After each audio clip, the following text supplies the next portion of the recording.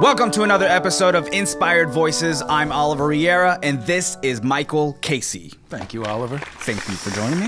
Yeah, pleasure to be here. Yeah, man. So why don't you tell everyone, since they know, but they don't know. They don't know. What do you do? I am actually a magician in the Triangle here in North Carolina. I've been doing magic for about 22 years. And you can have a drink of that if you want. It's vodka, right? Yeah. No. Don't tell anyone, though. Yeah, I've been doing magic for about 22 years. And probably in the last, 15 or so, I've started doing it for musicians and stuff, little bands and things like that. Now it's gotten to the point where being recognized in the music scene as a magician that does magic for celebrity people like Sheryl Crow or Dierks Bentley and people like that. So that's very cool. It's been a real fun journey considering I just play with pieces of paper all day. That's different too. You don't see that, especially you performing with musicians. Mm-hmm. You don't see that at all. Mix. No, absolutely not. My girlfriend and I have a show coming up on Cat's Cradle this weekend. We have two nights. One of them just sold out today, so that was kind of exciting. Cool. But we're doing kind of a magic music thing together. A lot of times it's private performances. Sometimes I go on tour with bands. A lot of times it's just after party stuff. Yeah. I want to have you come hang out. Right. And that's where you meet more and more and more. And it's just it's like a hurricane. It's you meet a few and then they introduce you to a few and then next thing you know, it's just kind of out of control, which is I guess how it should be, right? Yeah, that's true. You keep the ball rolling. It's like you said, I guess in this digital age, stuff like card tricks and things like that aren't on your phone, it's new, right? Yeah. And I actually am pretty anti put in tricks online because I think it doesn't really capture the essence of actually seeing a live performance. Yeah, it seems to be completely different from what I just saw. Yeah, you know what I mean? Right? I always see magic online, so I was like, oh, that's cool.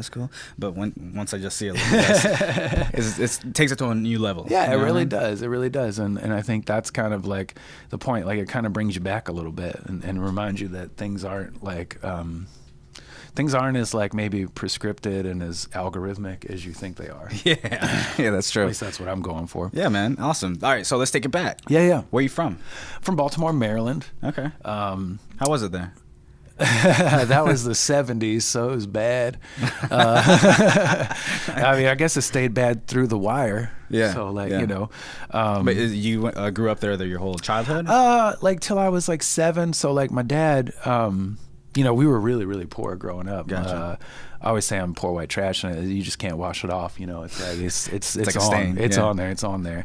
And we lived in a bunch of weird houses, and my mom was very young when she had me. Word on the street, I hope she doesn't ever watch this, but she was 13 when she got pregnant with me. Oh wow. Yeah, and then my dad was 26, so it was this kind of and weird they stayed thing. together. Yeah, they did. Wow. Until my dad passed, and which was maybe 10 years ago. Gotcha. Maybe 8 years ago.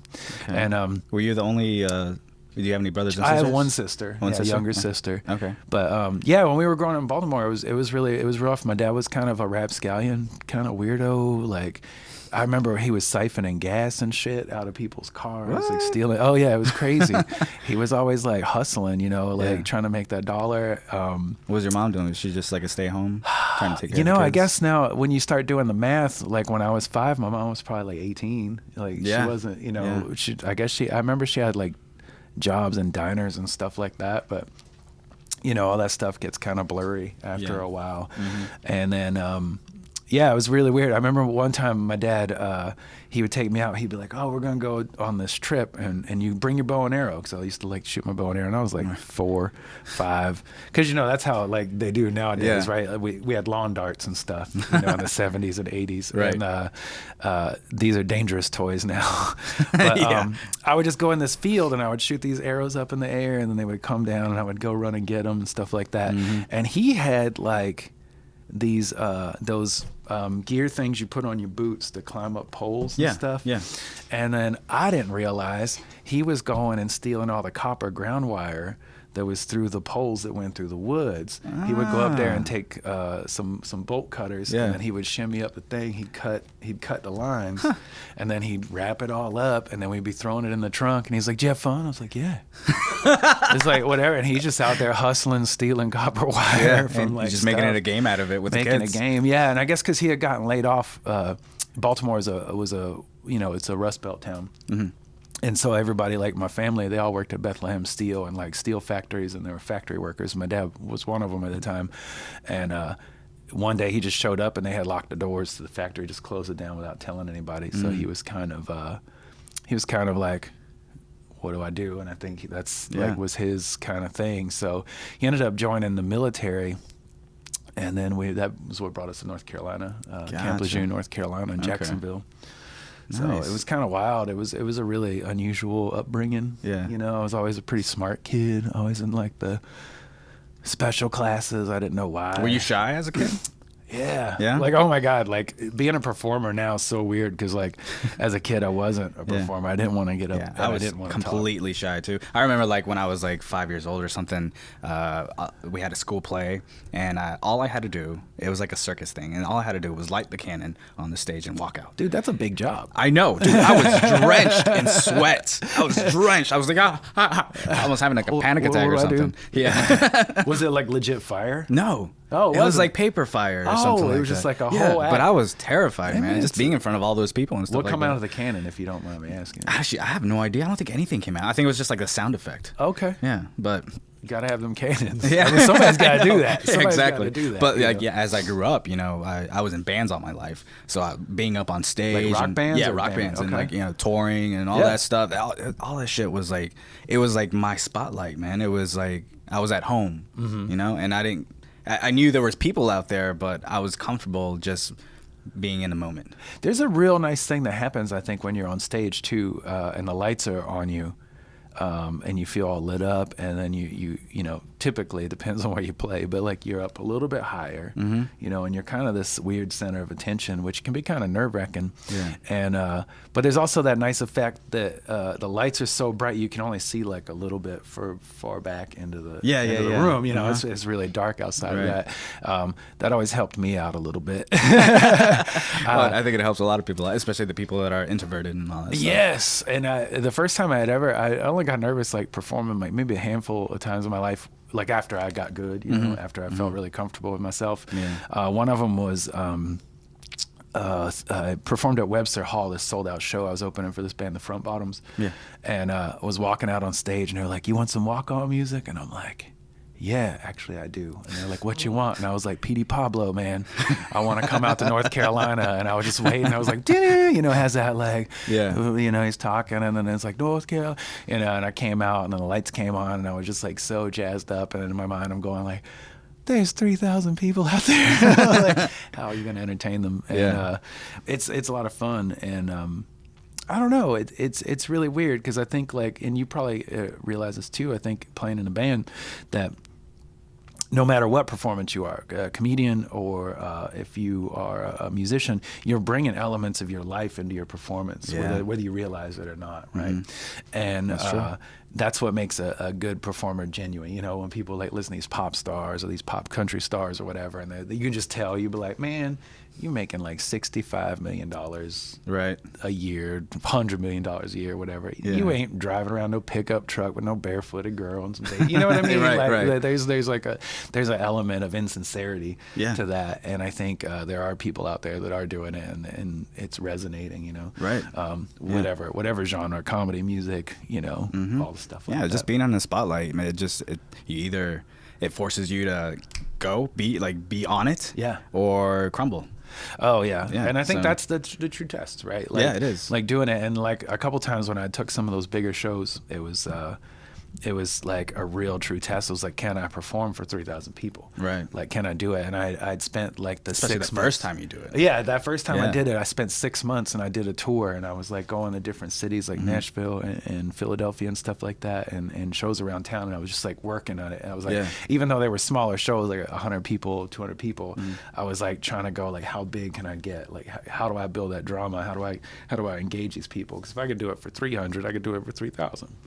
Was my idea anyway. Right. Probably ludicrous when you think about it, but But that's cool, man. So you grew up as a shy kid. So yeah. You were always quiet. You didn't have a lot of friends or anything like that, or it was really weird. Did you get bullied or something? A little bit of all that, know. So it was really interesting. When my dad joined the military, there's a really interesting thing that happens in the military that most people don't ever take account to, and that's when you go to like public schools and you go to high schools and stuff like that, like. You don't know where people come from. You kind of sort of know based on maybe their neighborhood or where they live and stuff like that.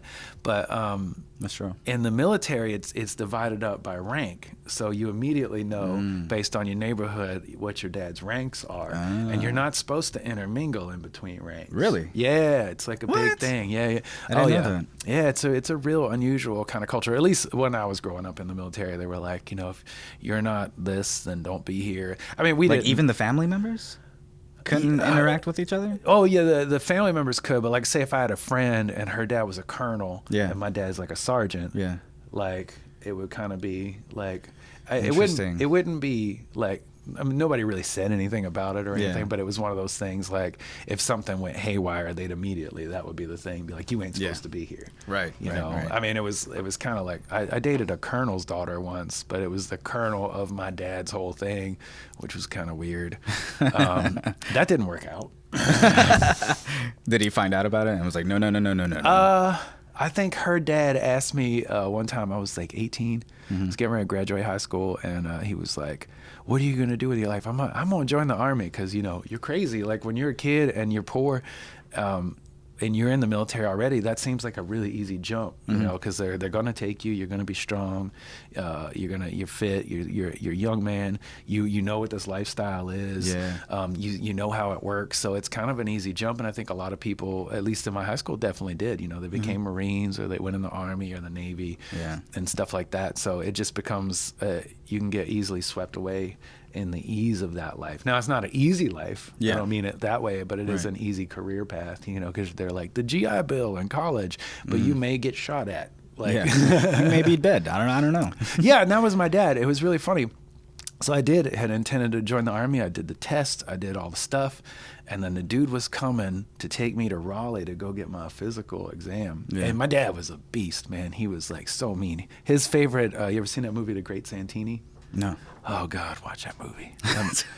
He loved that movie, and The Great Santini is this Robert Duvall's this like psychopathic dad, and he's just so mean, and that was like my dad's hero. Okay. Very rightly so. Yeah. And just beast mode. And he was abusive and like he was mean and ornery, but you grow up that way, And he was like, the Army guy was coming and I was kind of excited, and he was like, he sat me down and he did very few things, but this would be one of the ones I would always remember. And he was like, you're doing this to go to college, we can't afford to put you in college. I know why you're doing this, but I want you to think about the freedoms that you actually have. He was like, I did all this. I fought in Vietnam. I did all stuff. I rejoined the military so we'd have a stable life. I did that so you wouldn't have to. And he was like, you can go to college, you can get a job. He's like, but you won't realize what you give up until that first day when that horn blows and they wake you up out of bed. And he was like, you're somebody else's for 5 years. You're property of the government. Yeah. And he was like, they tell you to go somewhere, go somewhere. And he was like, if something breaks out, you might be over there. And I was like, well, there's nothing going on now. He's like, yeah, but you don't know. They might just ship you to somewhere weird, you know, and like you're getting shot at one day. And he was like, you'd be second guessing it. And so, yeah, I was coming from my dad, who was a Marine for 25 years. Wow. And I almost joined the Marines too. Did you really? Yeah. Well, that dude knocked on the door, and I was like, I'm not going. And I changed my mind. Please go away. And I'm sure he was so mad because they get like credit for that and stuff. Right, so like he was so mad, but it kind of did. It changed my life. That was one of the major like turning points of like when you think about things that like happened to you. Me not joining the military was probably a pretty big one. Yeah. I had no idea what the hell I was going to do. Right. But it wasn't going to be that. And he was right. And I had befriended a bunch of Marines that I played basketball with when I was younger, and they said the same thing. They're like, dude, man, don't. Like, it sucks. Like, it's hard, you know, and like, you got to be gone all the time, or you got to be working all the time. And people telling you what to do and rank, and it's like, and especially if like you're a creative person, that's gonna be hard. Like for someone to tell you, what to do every day and stuff like that. Oh yeah, just stand down. And at the time, you know, I was just like an artist. Not even artist. I didn't take art class. I just didn't ever take anything really seriously. I didn't do much of anything. I just would like doodle and make my own comic books and stuff. Like, my punishment was we're not allowed to play in my room because I had too much fun.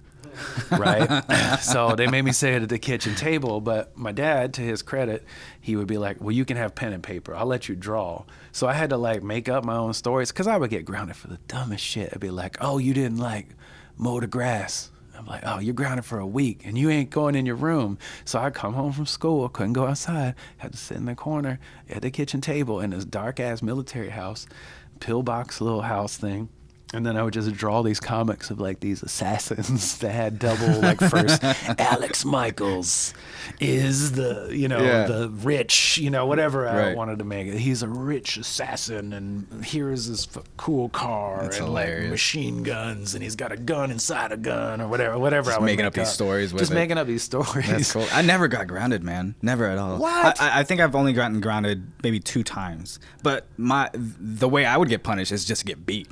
Oh yeah, that too. Which was almost every single day, pretty much. But at least with the beating, you're done. Yeah, the grounding is like psychological torture. It's just like, so psychological tortures.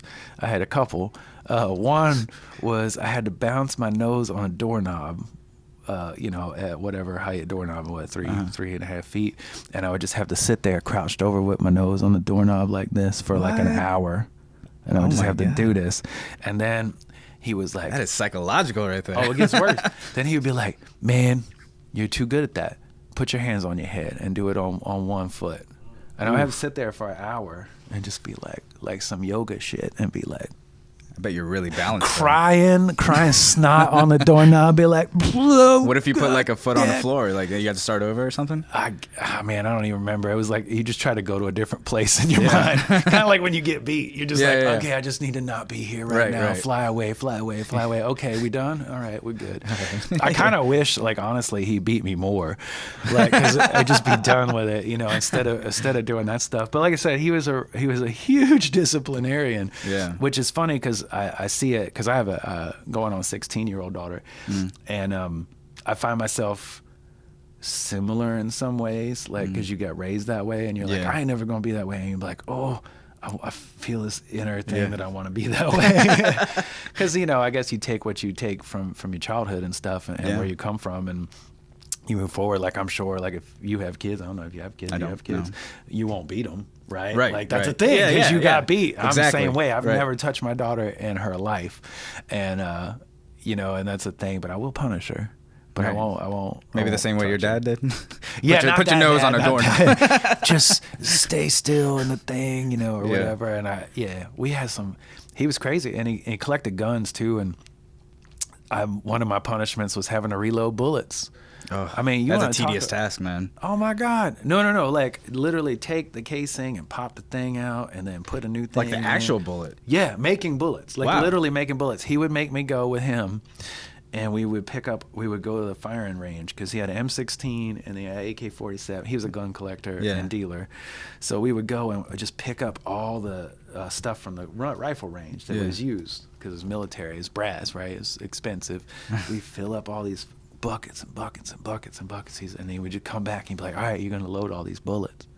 And literally we had this like press in the porch, and I would sit there and be like popping in the primer, the new primer, pop out the old primer, pop in the new primer, pour the right amount of gunpowder in, put the head on it, one bullet, and I would just have buckets and buckets of bullet heads. So it's really funny. Like now, I don't believe in guns. Like we just shot all the time, and he'd be like, "You want to go shoot?" And I'd be like, "Yeah, Dad, let's go shooting." And just the shit that would not happen nowadays, right? Right. And we would load. Oh, family car was a Trans Am. Okay. BT Dubs. Yeah. Trans Am, because you know, PWT. We would lay that Trans Am back seat flat, and it would just be stocked down with machine guns, like AK-47s, and we would just go down some dirt ass road in Jacksonville, North Carolina, or right outside of Jacksonville, a place called Hubert, and we would go to this weird dirt road. I guess everybody just shot there, and it just ended in this circle. And then he would just put out these guns, and we just be, and we'd be like doing all that stuff like all day, and it'd be cool. And we had the big old video camera that you put on your shoulder because he wanted to see himself shooting guns and his friends shooting guns. And then we pick up all the brass and shit, and then we get home, and he was like, all right. I was like, I'm so excited to go hang out with my friends. He's like, got to clean all the guns before you leave. We brought like 12 guns. You know how hard it is to clean a gun? That shit is retarded. And then he would like double check it. Yeah. Oh. So he would go and like stick the thing in there and pull it out and see if it was black, or if it was just any kind of soot on it at all. And he'd be like, you ain't going outside. Oof. So you'd be like, cleaning that shit, like putting all the stuff away. He's getting it done really quick or something. Oh yeah, he was like, you should learn how to take these guns apart blindfolded. So I had to, and then put them back together blindfolded. You know, like I'm literally like just waiting for the apocalypse because all shit's just gonna pop off. All that shit's gonna come back. Yeah, we're gonna be like loading up. It's okay. Like, I'm trained. It's cool. I can make bullets. We can do some shit. I can shoot some good stuff. And he used to like one of the scariest moments of my life. He was a rifle expert. Like he was on the All-Marine rifle team for a couple years. Wow. He was a crack shot, and then he was like maybe like 300-400 feet away. He put a quarter. We taped a quarter to this target. Yeah. And he's like, go down there by the target with the video camera. And I'm like this far with from the video camera. A quarter. Yeah. Oh my God. And I'm like scared as shit. I'm like trying to look through the shaking thing. the camera. Like, keep it steady, son. He was like, I'm like, you're going to shoot at me, Dad? He was like, I won't hit you. It's fine. And I'm like, okay. But you know, you just do shit your parents tell you to do. But my parents were crazy. And I go down there and it was like, boom, boom, boom. And like just bullets just like hitting. He shot 5 times and hit that quarter fucking 5 times, and it just looked like there was nothing left of the damn thing. He put all them in that little tiny spot, all 5 shots. And I was like,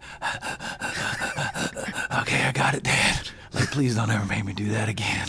Wow. That's crazy, dude. Yeah, it was weird. Yeah. It was weird. So, growing up, so when did you start drawing? Like doodling and stuff I had always drawn when I was a kid, you know, and I never really took art class actually until I got to college. Basically got a minor in art from UNC, but not because... Did you want to go to college, or is that something that you just like, well, everyone's doing it, so... No, because I think I came from such, like, a background that wasn't a thing that people traditionally did. That's what rich kids did, right? Right.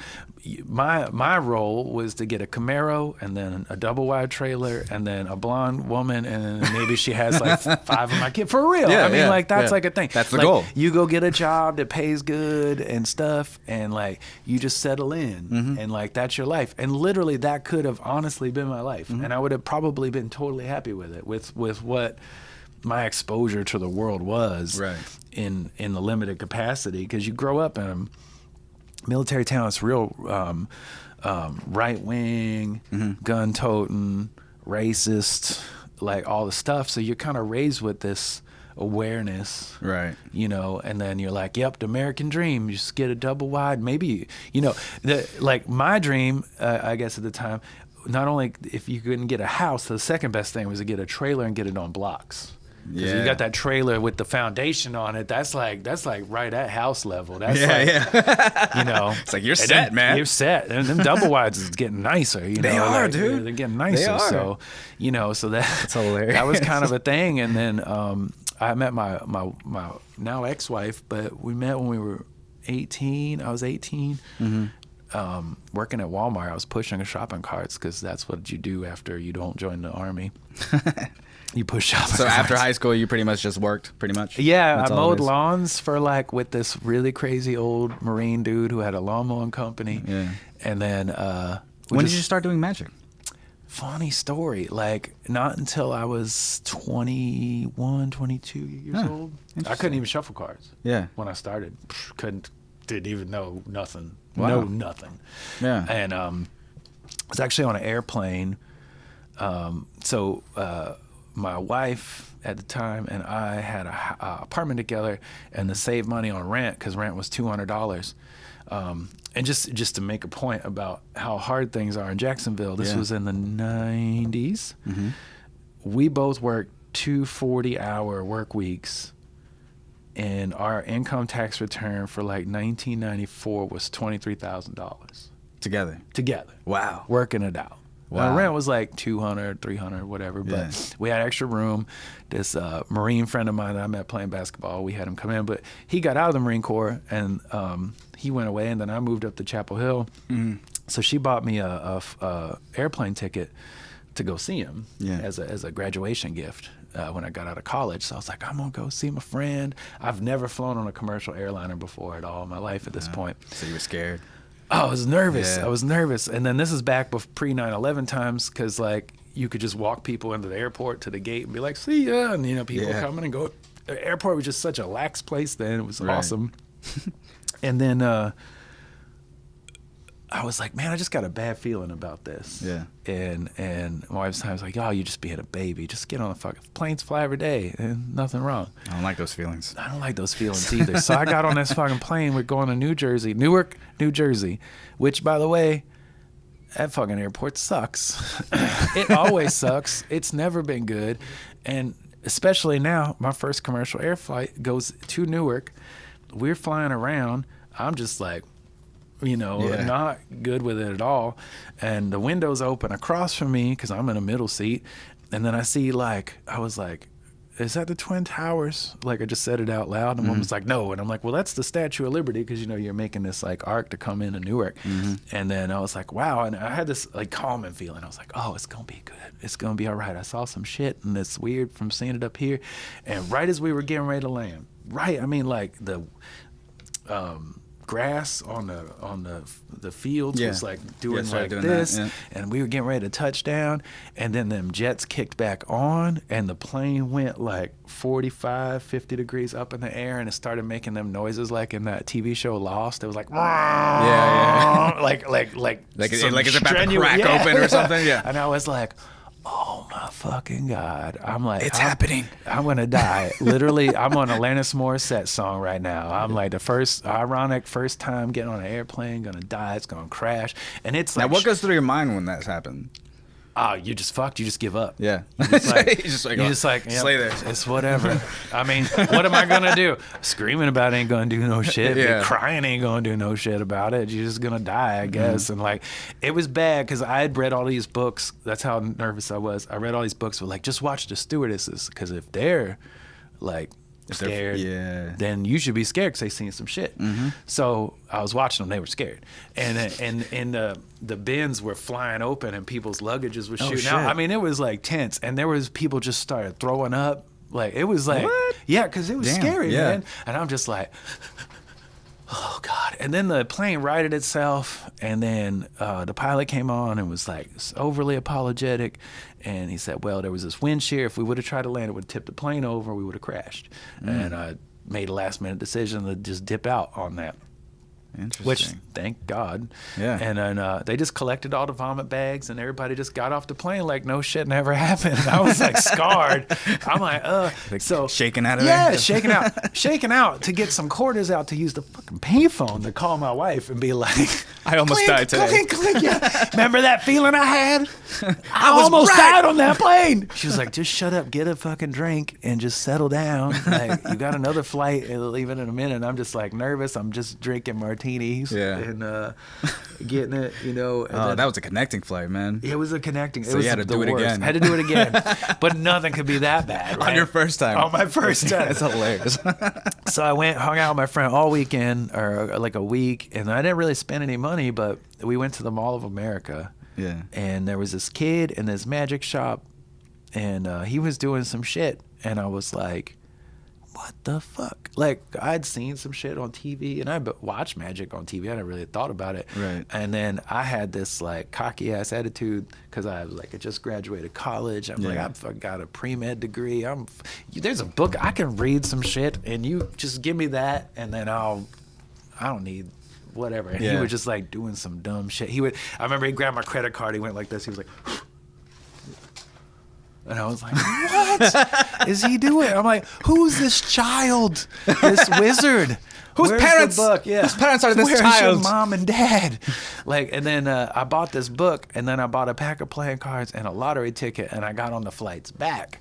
Yeah. I close the window and I just sit there and read this book, and I just wanted to be able to do one trick. If I could just do one trick, and it was so fascinating. What particular book was it? Like, why that book? Or was it the only one? That was just the one that I was like, where are the tricks that you just did for me? And he said, it's in these books. And I was like, all right, give me those books. I'll take, or just one book. It was this like paperback. It wasn't even that, but like that thick. Yeah. And it was called Bill Tarr's Complete Course of Magic, or Bill Tarr's Art of Magic, or something like that. I used to have it, but I always give it away to people because it's a pretty easy book to learn from. Nice. So the first thing, I got off the plane and I was like, man, this is going to be so cool. I can't wait. And I learned this cut with one hand, and I was nice. like, oh snap, I can't wait to roll up to the hey y'all, watch this.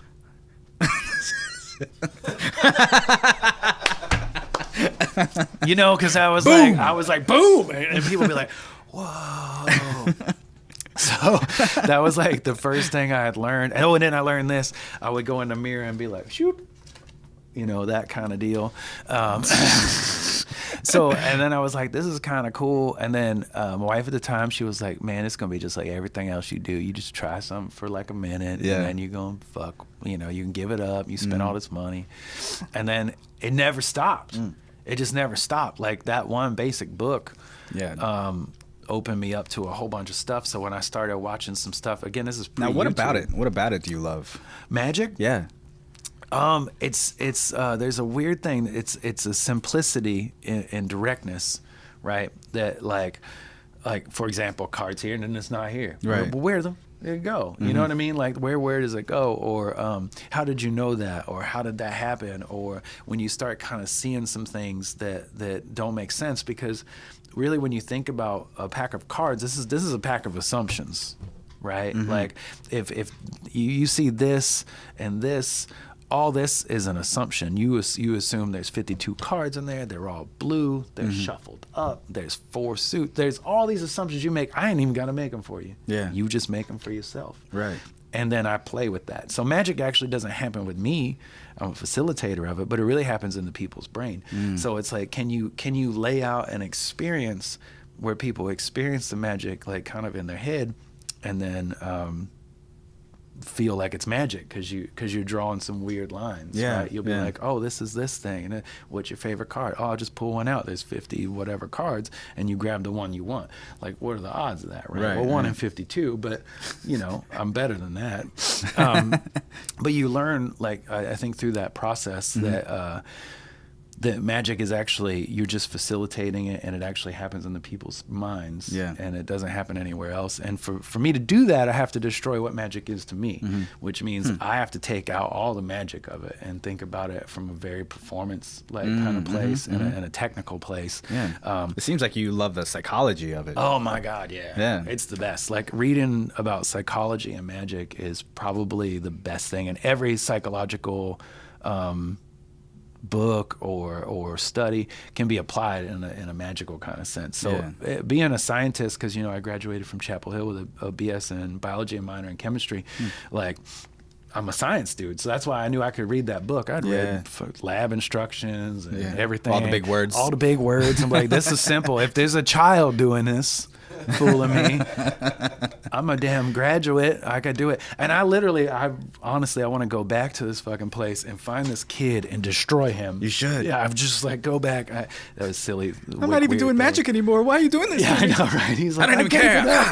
I'm in a Kiss cover band. Or whatever he's in. You know, whatever he's giving up on life. He's just like, I don't know, man. I sell used cars now.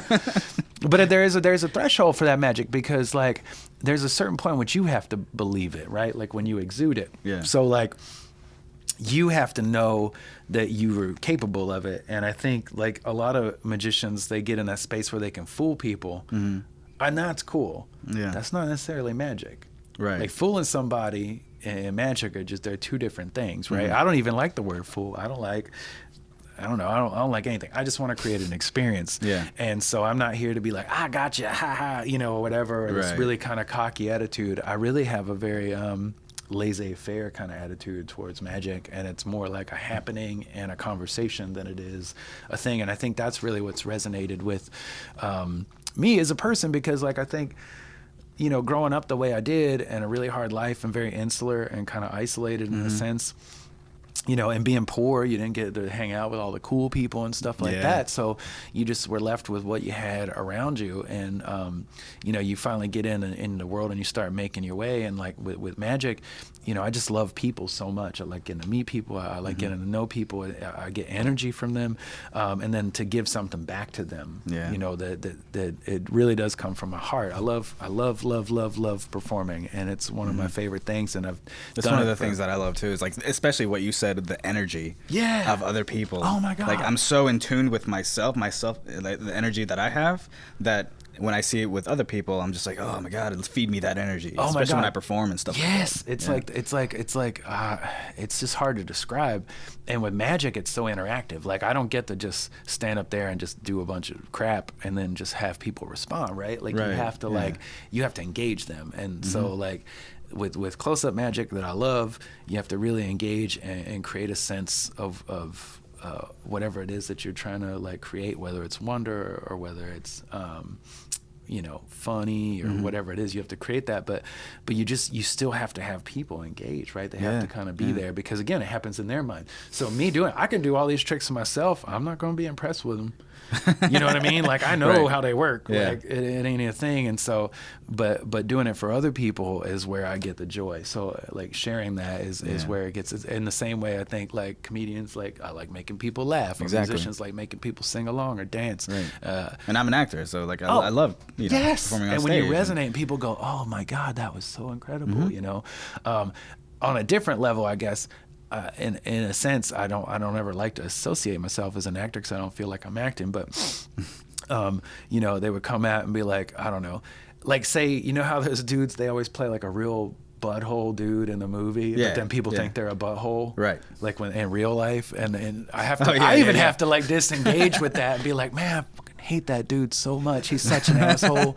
And then like Aaron Eckhart, like he's great, but like he was in this movie In the Company of Men, and like he said right when that movie came out, I don't know if you've seen that movie. I can't remember. Do yourself a favor. It's amazing.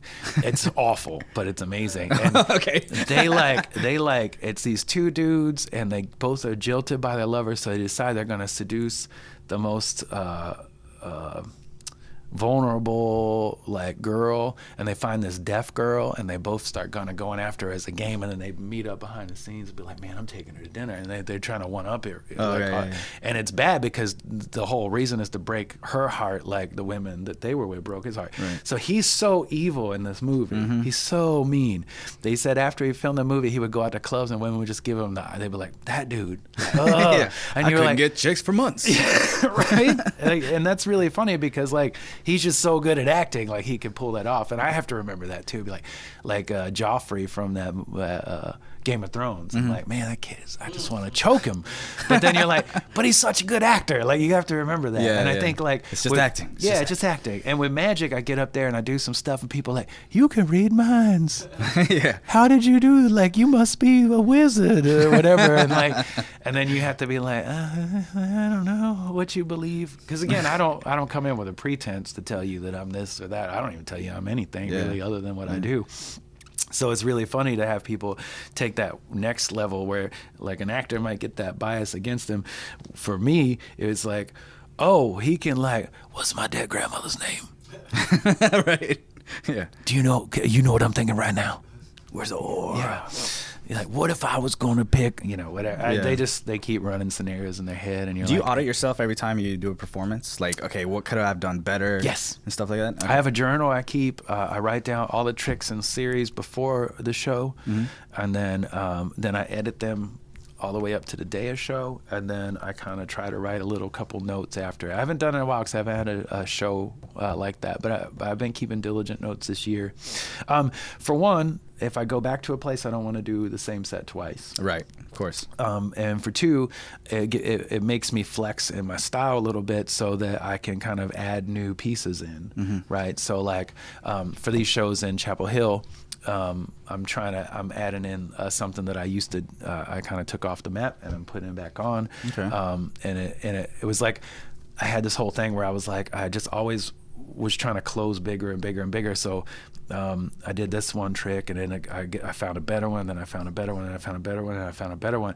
And what I ended up doing was stringing these like tricks together in this like, they were just bigger than each one. Yeah. It was a really good show. But I was like, man, I could just taper that down. I don't want to have hit after hit after hit after hit. You know, you got to throw some new stuff in there, right? Yeah. Uh-huh. You know, Eagles ain't going to get up there and do Hotel California and take it easy, and then, you know. And then the rest are like new songs or something. And then it's new songs. No, you gotta balance it out. Yeah, so trying to work on balancing it out and stuff. That's cool, man. So, you got into magic. Mm-hmm. And have you been in bands and stuff like that? Were you a musician? Nope. What did that whole thing come life. about? Were you working with musicians? I just like showed up one day. It was Drive By Truckers, this band, Drive By Truckers. Oh. And then I had sent them a message. I just started doing magic, I felt like I was actually doing magic, and I wanted to share it with them because that's how I feel about it. Yeah. And then I did some magic for them, and they were really cool about it. So I kind of was like, I'll just go to these small shows. So I met all these people on the way up. There was like, 5, 10, 15 people at these shows. Yeah. And then I would just hang out with the band and do magic. And then they would tell another band that was coming through, or friends of theirs. And then you do that for 15 years. Next thing you know, either a lot of them are famous now, like Drive By Truckers or Lucero or something like that. But then you start meeting other people in that industry, and then they introduce you to like all word of mouth kind of thing. Yeah, right? it's all word of mouth. 100% word of mouth. It's like I met Miranda Lambert, and she introduced me to Dirk Bentley. Dirk Bentley introduced me to Sheryl Crow. Sheryl Crow introduced me to Joe Walsh. Brad Paisley. Like, I did Brad Paisley's birthday party and Sheryl Crow's birthday party this year. Wow. Like, I was the entertainment, and they were small parties, like 10 people. Yeah. And like, I just show up, and they're all famous. Yeah. they're all her closest friends. And stuff. Yeah. But they're all like people only their full name. Right. So it's like, I don't know, it's Nicole Kidman. I can't just call her Nicole. I had to, but like you. Now, what about the first time talk about the first time you did a performance in general, and then comparing that to the first time you did like something for like a celebrity? Oh yeah, that's a good one. Yeah, because the first time you did it, obviously you were nervous, right? They're the same amount of nerves. That's the funny part. Yeah, the skills might be different. Like, I remember I did a trick for this one girl. I was working in this wet lab chemistry place right out of college, and then this is when I was still playing with it, right? So like, wet lab chemistry is like mixing chemicals and burning them off and stuff. Yeah. And then she was like, "Show me something. You've been playing with them cards." I would just play with the cards, and I did this one trick that's so simple. Like, so simple. It's the first trick, and that was a trick I realized I could do magic on. So I was just like, oh, here, this thing, and then the cards switched places, and she just jumped back and ran out of the room, and I'm like, there's something to this. I did like, something to her. Like, yeah, this is like kind of weird. Yeah, I'm gonna keep exploring this. And then probably the first big celebrity I did magic for was Miranda Lambert. That was about 8 years ago or 9 years ago. I was flown to Nashville. My friend had wrote a hit song. He flew me to Nashville. His name's Will Hogue, to be at his party. At his party was like a bunch of other like kind of up and coming people. One of them was Miranda Lambert's manager at the time, and he was like, "Oh man, Miranda would love this. Let's come out." And it was the first time I felt like a celebrity. I pull up. He's like, "Just pull up." It was Greensboro Coliseum. Pull up. He's like, "There's a side entrance where you drive through the Coliseum and you come out where the buses are." And I was like, "All right." I'll go, and I'm like, "I'm Micahel Casey. I'm on the list." They're like, "You don't have anything." And he was like, "If anything goes wrong, call me." And I was like, "Oh, I'm not on the list." I call up like this, and I was like, "Hey man, they don't have my name on the list." And then I hear him go, and then I see their thing go, and then they were like, "Oh, we're so sorry. We have you as Magic Mike," which is a whole nother story. Not Micahel Casey. Right. And so it was literally a guest list for this special pass, and it was Miranda Lambert like letterhead, and just had my name on it as Magic Mike, and I was like, "Oh wow, that's so cool." Then I drove through the tunnel, and then they came out and they met us with like some backstage passes, and they had a dressing room set up. They had whiskey laid out. Nice. And they were like, "Hey, whatever." They were like, "With this pass, you can go anywhere you want. You want to climb up in the rafters, climb up the rafters. You want to go on a thing, go on a thing. You want to have dinner with us, come have dinner with us. You can go anywhere you want. No one's going to stop you." Cool. But at 7:15, we want you in the room with Miranda before she goes on stage. Right. And she's a big deal, right? Yeah, this is like a sold-out show. It's like 18,000 people. And I get there, and I'm just nervous. But I've been doing stuff for a band, getting kind of like into the groove, Yeah. And then just started doing magic for her, and then I just had to come out with you come out with the hits, you come out swinging. You don't like, oh, I ain't got time. And she's only got like 20 minutes or 30 minutes, so you got to make it hit. So I just came out hitting like hard, and I did like 3 bangers. Right, it was like boom, boom, boom. It was Hotel California, Take It Easy. It was some Eagles jams. Yeah, right? yeah. And then threw in the Boys of Summer for fun, and then and then she was like so blown away, and her mom was there, right? Cool. And I did this trick where I touch one person, the other person feels it. Nice. I'll do that at my show if you guys cool. want to come. Yeah. It's good. And then they were like blown away, and her mom was a PI for the whole Clinton thing that was going on. When they were investigating him, she was one of the PIs that was hired to investigate her. And then Miranda was saying shit like, "Oh, man, Blake would love you." And I know she's talking about Blake Shelton at the time. They're not together anymore. But like, she was like, "Man, do you know Blake?" I'm like, "No." Like, why would I know Blake? I just met you. Like, I don't do this. And so I got done, and it was so great. And like, her mom was like hanging out and having like moonshine with me and stuff. And we were just having a good old time. And I find out like a couple years later, later on that year, my friend gets nominated for a Grammy. And we're doing a show together at 506, Will Hogue and I. And Will Hogue's managed by Miranda's manager at the time. And my friend was like, "Oh man, I forgot to tell you. We left on a private jet that night out of Greensboro." And he was like, you get up there and it's all quiet, whatever, and the jet levels out, and the guy's like, "Well, you guys can walk around or whatever," like that. He's like, first thing out of Miranda's mom's mouth was, "He didn't fucking touch me." Like, it was just like quiet. I don't believe it. It just was quiet, and it leveled out. He's like, "Oh, you guys can get up, move around." And he didn't fucking touch me. like it was like the first thing on our mind, which made me so happy. So that's kind of cool. Like carried me, across 8 years and to where I am now, which is kind of a nice place where you got people that really support you and believe in you who have a lot of people's ears. Yeah. Chris Stapleton, Jason Isbell, Dierks Bentley, John Pardee, Cole Swindell, Sheryl Crow. It's just weird, and it's now starting to branch into like famous chefs and artists. So very cool. It's getting kind of interesting that I'm the passed around dude. Yeah. That's like, "Oh, you want to have a good party? Invite this dude and pay him a lot of money." Was there a celebrity? Which celebrity was like the most freaked out about the whole thing? That I freaked out, or that they freaked out? That they freaked out about the whole magic thing. The worst one was, tricks that you did. Brad Daugherty, the basketball player. He's a 7-footer. I had gotten hired to do Brad Daugherty's party. I didn't know it was the Brad Daugherty. I just thought it was a Brad Daugherty because I was going all the way to Asheville. And then when he came up the stairs, he's 7 feet tall. Yeah, he's big. And then he kept coming up the stairs. I had his number. I still got his number. And then I called him. They were like, "Call him and let him know when you're there." And I was like, I call him and let him know I'm there. And he was like, yeah, we'll be there in a little bit. And then he comes up the stairs, but he keeps coming up. He's 7 feet tall. And when's it going to stop? And I was like, "It's the Brad Daugherty." Oh my God. Like, and being a Carolina grad, he was like a #1 draft pick back in the 80s. I mean, he was like, he's a ball. I used to play him in the video games like Bulls and NBA 2K and stuff. I used to play. He was big. He was in NBA Jam. Like, he was all the things, playing this dude. And then shook his hand, and his whole hand like engulfed around my thing. He was like, "I'm hiring you for my wife's birthday. I think she'll enjoy it. I heard you're really good." And I was like, "Nice. Thank you, Mr. Daugherty. I will." So he's like, "Let me introduce you to my wife." So I did a trick for his wife. One trick. She shoved me so hard that I took like 5 steps back, and she ran in the other direction. I was like, I did one thing. It was so simple. I was like, it was something like this. I'm not even bullshitting you. It was like, "Oh," she was like, "Is that your card?" I was like, "No." She's like, and I did like that. And she was like, "Ah!" And then she pushed me away and then ran away. And I was like, "Do you want me to stay? Like, I don't even know anymore. Should I go? I don't know what's going on." The one I was most freaked out about, aside from Miranda Lambert, was I met Laura Jane Grace, who is the front person for a band called Against Me. And I had been listening to Against Me for like 10 years. And she's transgender now. And I met her right as she started coming out with that transition. And we kind of hit it off, and it was a lot of fun hanging out with them. And she invited me to do her birthday, and I stayed at her house for the weekend in Chicago, and I did a whole birthday party for her. And I was just really nervous because I really respect her so much, and she's such an influential person in like life and in general, that I just want to do a really good show. And I was she likes smoke weed, so like she's like, here, eat a half a weed cookie. We're gonna smoke some weed, and I don't smoke weed, and keeping up with her is real tough.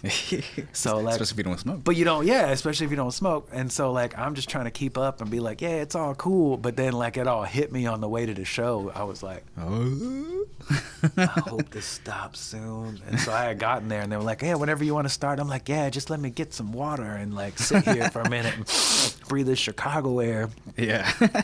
Which turned into a really fun night with her. And that's good. You didn't mess up or anything like that? No. I if I can get to that place in my mind, it's a lot of, you do it so much, a lot of that motor memory takes over. Yeah, the muscle memory. Yeah. And then you can be, and then sometimes I do get a little slouchy in the brain parts. I'm old now, I'm 43, so that's the new 20s, man. Come on. I'm hoping so. Like, I ain't got much, man. These looks ain't gonna stay around forever. That's why I got to push it now. It's like, because you have to be relevant, I think. And I think if I'm 53 and still dressing like this, maybe I should start questioning a few things about what I'm doing with my life. Hey, just do you, boo boo.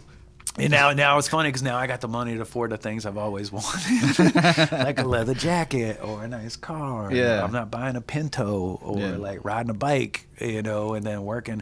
And it's so funny, like making $23,000 a year for two people working 2 full-time jobs. Yeah, and then to be now where, I have a high-end corporate job. I got a bonus that was bigger than that. Like once. Not often, but once I got a bonus that was bigger than that. I'm like, holy crap, that's like more than I made just for like, hey, you did a good job. Here's a big old bonus. And I was like, that's more than I made like in 1994. Not the like panhandler and be like, back in 94, times was tough. Those were the days. Yeah, Clinton was in office. He was a good one. Everything was nice. Hip-hop was just on the Nobody knew who Jay-Z was. But I did. He sold me weed. The cheese or something with the cheese. I don't even think Jay-Z was around in 94, was he? It was 94's was still like Eric B and Rakim. Like he was like 90. Grand Poobah and stuff. I have no idea. Yeah, I think it was like late 90s. Late 90s, right? Yeah. Yeah, so it was still like, the end of that hip hop kind of thing where like you had Tupac was starting to be like a big thing, and Biggie was, and like Nas was hitting. Nas was starting. He was 19 or 20 or whatever when he came out, right? He was a youngin'. Yeah. But it's always neat to see rappers, especially because a lot of them come from a very humble background. Yeah, so, that's true. So let's talk about your awareness, man. Seems like you have a complete awareness of yourself. Do you find that to be true? There. It does take a while. Yeah. I think self-awareness. I always say self-awareness is the foundation to living a successful life because it's based on your decisions, weaving here and there. But the more you grow, the more those new awarenesses come into play. Yeah. And so, have you never been self-aware? Thought about like your self-awareness, like wow, I make decisions because I know myself. Yeah. You know what I mean? Oh yeah, that's definitely a thing. For me that didn't happen until I was like maybe like in my 30s. Okay. I think like when you're probably like 27, 28, 29, you're still trying to figure it out, right? Like you get different information. I say this because I think it's true that like you spend your first 18 years of your life going to high school, right? If we're just talking about a standard type of person, right. not General me. sense. But then like you 18 to 21, you go into college, so you got a whole different experience there, red Solo cups and dumb shit and studying and book learning, and you come out of there thinking you're real fucking smart and that you know how the world's going to work and that this is how it plays out and white picket fences and SUVs are in your future and you have your eye on the prize, right? That you're going to be in this thing and you're going to get a job and you're going to work real hard and all this stuff. And you're going to do that, like say 21, 22, you're going to do that for like 3 or 4 years. And then that's going to change everything because, you ain't got the game anymore. You ain't got this institution of high school where there's established rules or college. It's all you. It's all you. Yeah. And you're out there on your own. Then maybe you get work people, but then they suck, or whatever. Or then maybe you get some new friends. Maybe they suck. Maybe you got some old friends that stick around. But you're transitioning, and then there's going to come a point where life just hits you all at the same time. And I don't know what that's going to be, but like for some people it's death in the family or might be having an accident or having there's all the struggles that you go through. Yeah. But then, right when you can go through that, like 4 or so years, I think, like then you can you start thinking about stuff like, oh, like that SUV white picket fence dream's coming up soon. Yeah. You know, do I need to go get married? Do I need to, you know? And I think there needs to be a dampering down for people where they just kind of go, whew, what do you want to do? You know, and that's a hard place to be at, because like you were saying, like now I think about everything, because I mean, I got a daughter, I got a job, I got magic, I'm hanging out with these highly influential people. So everything about what I do has to be thought out. Right. And it's not for lack of like, oh, I need to keep up this appearance. It's just more like, is what I'm doing true to who I am? Like I don't open just for any old band. I only open for friends of mine, right? Right. So I don't just somebody be like, hey man, we heard you're a good musician. Would you come open up? We're the String Cheese, you know, diddle-doo band, and we'd love to have you do magic. And you're like, nope, don't need that in my life. Sorry, you know. And so, like, I mean, I had the Republican Party call me for a party, and they were going to pay me like $3,000 to do this party. And they were like, oh, this is for the Republican Party. We're going to pay you $3,000. I'm like, call somebody else, because I'm not in it for the money. You know, I'm in it for the art. Mm-hmm.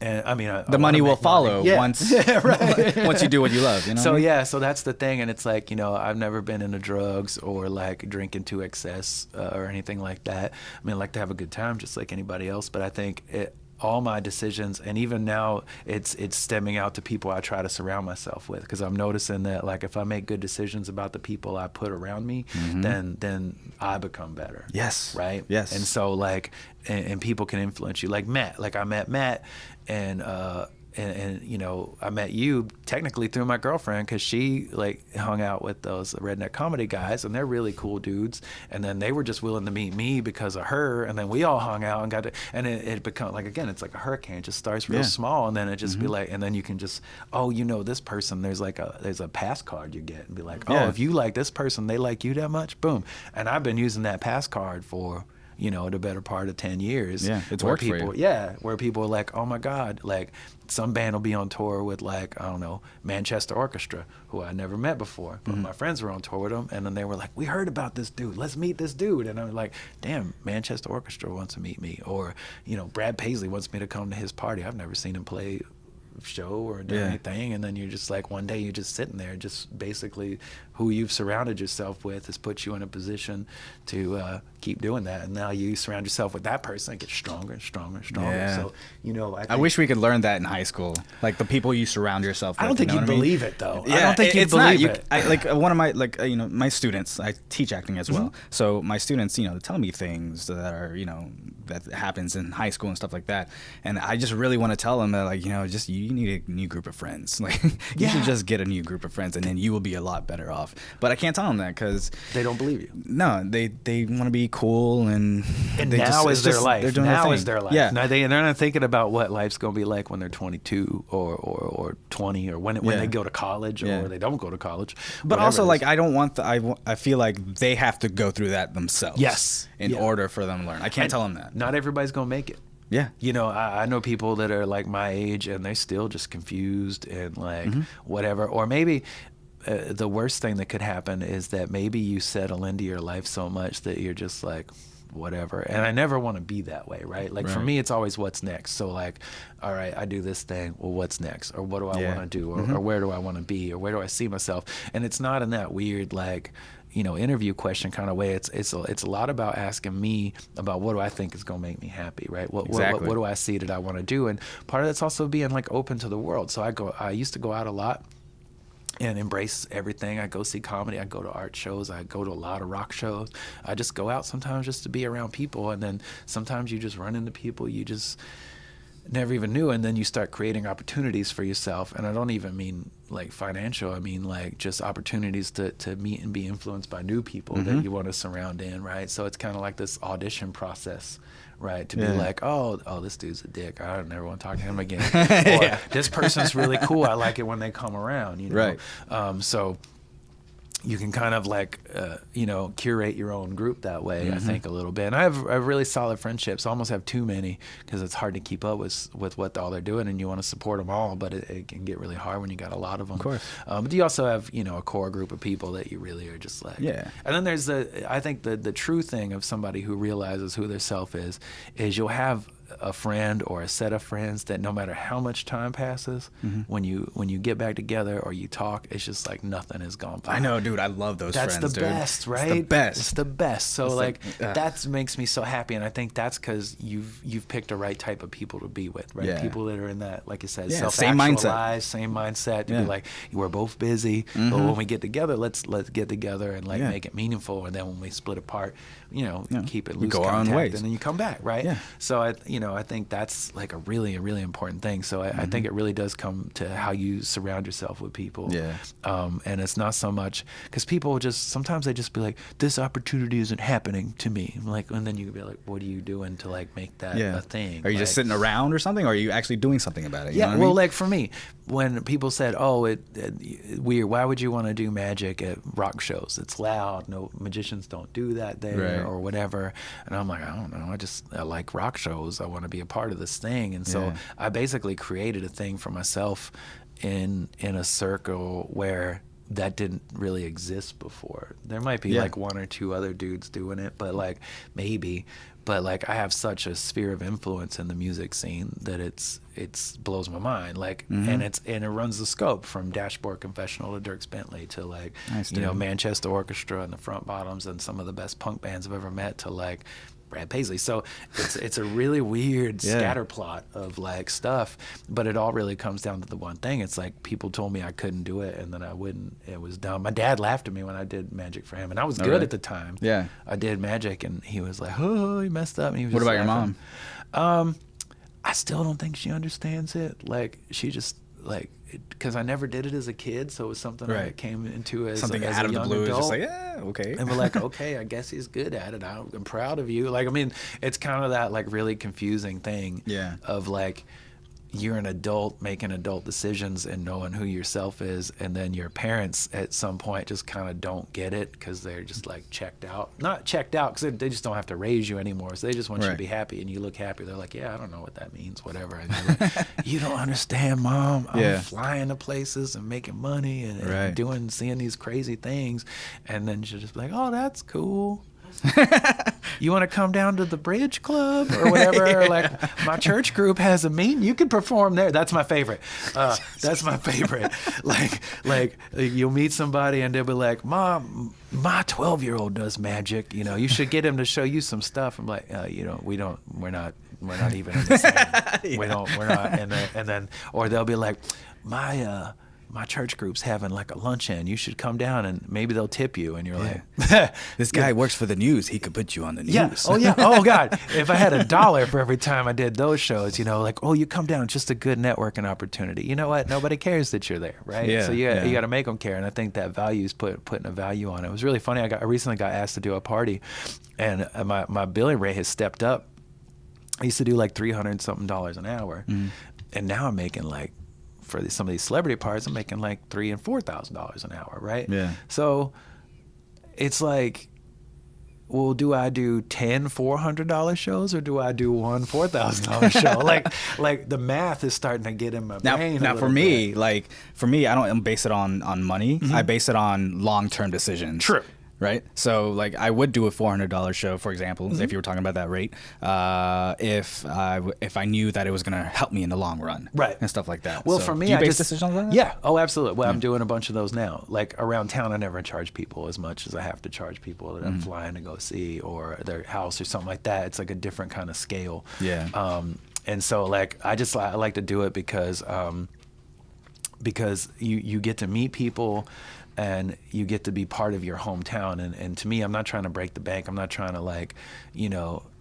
I mean, I've been told I don't charge enough by people like Dierks Bentley and Miranda Lambert. They're like, you just don't charge enough money. You're worth way more than this. But it's also like, that's when you know you're doing good. Yeah, but I also don't want to price myself out to where, like, you know, people that have been clients of mine for a long time be like, nope, so-and-so said I got it. So it's a really weird balance for me now, because it's trying to put the value on what my art is without underselling it in a way that I feel is detrimental to what I do. Right. Because if I do, you know, a lot of, you know, $300-$400 shows, people get used to that, and then if I'm used to they expect it, and they expect it, and the show isn't different. It's just for different people, right? So I'm trying to find this really nice balance of like, what can I do? And right now, a $300, $400 show makes me happy. Like, it's nice. I can go there for an hour. I can really have a good time. And I still am like, I'm the poor kid. I'm still the poor kid. Yeah. I'm still the kid that worked 40 hours a week, made, you know, $12,000 in a year. So, you know,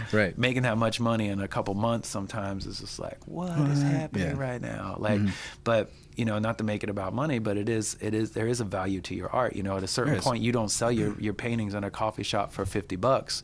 You're trying to get them for $5,000. Right. But you're not going to like sell your friend a painting for $5,000. You can be like, well, like it depends on every situation is different. Yeah. You know So that's where I'm at now. So every situation that comes to me, it's about that. So it's really about like anticipating the situation and who they are to me. You know, if they're just up off the street and they're giving me a hard time, like this one lady did, I was just like, fine, go find somebody else. Like, I don't really care. Yeah. Like, I don't. It's not like you're not losing anything by saying no. You know what I mean? No, and you get to pick and choose. And I think that's the great part about having a day job for me, is that I don't have to take everything that comes along. Yeah. If you want me to do Billy's party, sorry, I don't do kids' parties, but I got a guy for you, you know? Yeah. Or if it doesn't work out with my time, and I'm not like sweating that money like I would if that was my sole idea. But if we can get them prices up, then maybe it does become my sole thing, right? Yeah. Because if I could make that much money doing it, then yeah, I'd totally like quit my job. And then people always ask me that, and I always said no, but now I'm like, yeah, I totally would. If I did one show a month for like $5-10 grand, for like that'd be a damn good living, and you could just be like kicking back and focusing on your craft, you know? And really feeling full time doing it. And I never thought about that before, and I think as I get older now, I think it's kind of a feasible kind of thing as we move forward. And you're more self-aware, so you know you're going to be okay by going full time. Yeah, if that's what I want to do. Right, if that's what you're going to do. Yeah. I'm not there yet, but I'm getting there. One day you will be. I'm getting there, man. So I know that people said that they dogged you for doing magic at first and stuff like that. How would you take those things? Like, would you dwell on that? Or would you just be like, okay. Back then or now? Back then. Back then, it would make me want to be better. I think it would be like... So it was like a chip on your shoulder that you want to like... Yeah, it's like... push it. I think it's like, I've watched a lot of comedy. There was that thing that was at Tiernanog. When Tiernanog was out, it was like an open mic comedy. It was Cure for the Mondays or something like that. Yeah. I used to go there all the time and watch that. And because I like performers. Right. I don't care if you're an actor or a musician or a comedian or whatever. I just like watching a good performance. And I like watching somebody give it their all. And I don't care if that's to one person or 5 or 500 or 5,000. I just like watching it, and I like watching and studying what they do, and not for my own like, I don't want to steal it. I'm not trying to steal it. I just like watching what tools they're using to engage the audience, and what's that little thing that just tips it, like you know. And sometimes like, especially when like hecklers are coming at them and stuff like that, are the worst, and but they get handed, and it's funny because a heckler, I think, comes at you and they're like, oh, I'm gonna be funny too, and then they're gonna do this thing and be like, yeah, guess what, people do that shit all the time. You've probably only done this once. I've done this like 50 times. So I'm ready. Like, I love hecklers. I actually want to show people my magic who either don't believe it or they want to be a-holes. Almost. I don't do it anymore, because now you have to ask me to do it. I won't just do it. There was a time in my life where I'd just go around and be doing tricks for everybody, and you'll see those dudes around, right? Like they'll be like just showing up, be like, come on, pick a card. I don't do that anymore. I haven't done that in a long, long time. And it's because I care so much about what I do as an art form that like we'll talk about it, and people will be like, well, would you show me a trick? I'm like, maybe. I don't have anything on me, but maybe I will, if that's what you want to see. Matter of fact, you want me to do a trick for you, go run down to Taz's, buy a pack of cards and a Sharpie, come back, I'll do some show for you. Buy me a shot of whiskey, and then we'll go like some Kenny Rogers shit, Yeah. And then and then I'll do magic like that. And a lot of people, if they really believe it or they really want to see it, will do that. And now you know that you've kind of made this investment exchange, right? Yeah. They're investing the time to care about your stuff. So now they're investing in it, and it's not like you're trying to thwart it on people who kind of probably don't want to see it. If you don't want to see it, go get out. Like I don't want you there anyway. Exactly. If it's just one person, I want to have that person feel everything. If everybody wants to be included, let's all be included. But I want you to want to be there. There's a technique I use a lot of times with somebody's being like combative, or like my favorite is like, oh, I know how you did that, and then I'll be in the middle of that trick and I'll finish it up, and then I'll just go into another one and say you're that dude, and be like, I remember I did this once and I was like, oh, and he's like, yeah, I know that trick, and I'm like, oh, cool, you'll probably know this one too, so I'm gonna just do it for them, and I literally just turn my back on him and I'm just start doing magic, and he's like trying to peek over my shoulder, and I'm like, no, it's cool, man, you know this one. You're gonna see it, you figure it right, I see right through it, man, you're so good. And he's like, but I want to see, and like that weird exclusion makes him want to be part of the group now. Right. And that's a I good think technique. it's a weird technique, you know. And it was one I just kind of either I read about or I came up. It was a long time ago, and I started doing it where you just ignore people and that weird ignorance, because a heckler wants attention. Yeah, exactly. Right, and it's that energy, but it's a negative. It's a more negative energy than it is like a positive feel it energy. right away. You can feel it, and they want to come at you.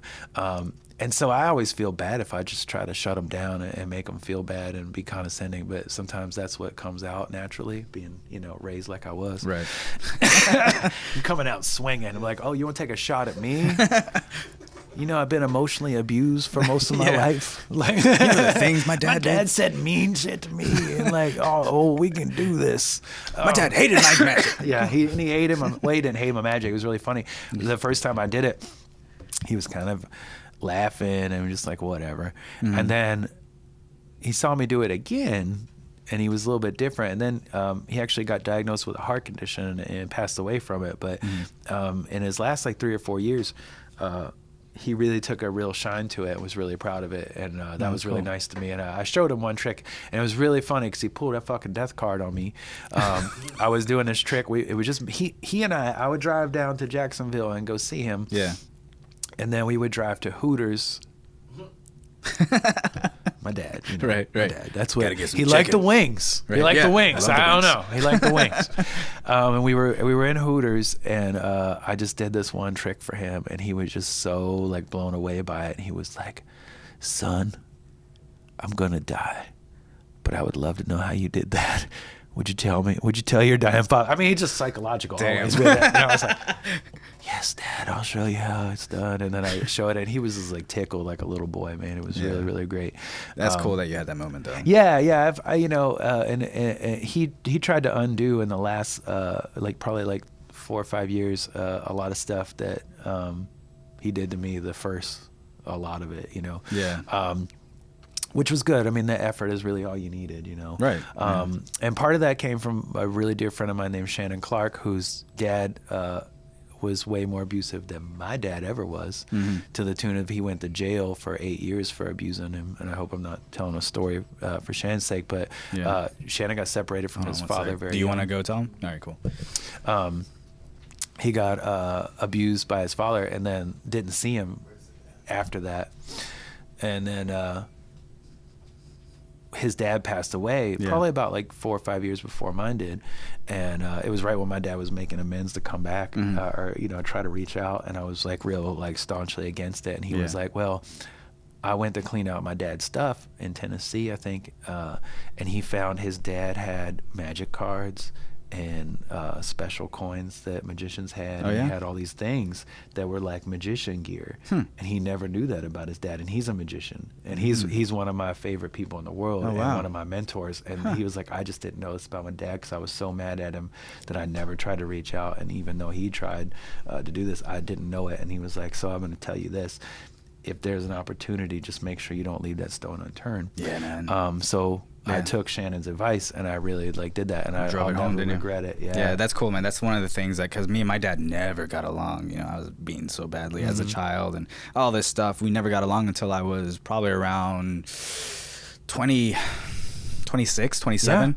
and time. Yeah, It's time to grow up now. it is that time. It really is. And so now we have the best relationship now, I'm so happy. Like I obviously I wish we could have had this before, but I'm so glad that it happened now and while he's still alive. Yeah, because he's like 70 years old. And you never know what's going to happen. Like, I mean, there's some stuff that can go down on the top of hat. And I feel that way, not even just about older people in my life, but just everybody in my life. Because I've had a bunch of people like pass away unexpectedly of cancer real quickly, or get diagnosed, or die in a car crash, or commit suicide, or OD, or something like that. So the thing about me, and we were talking about self-awareness, one of the things I'm always very aware of is that we are not permanent here.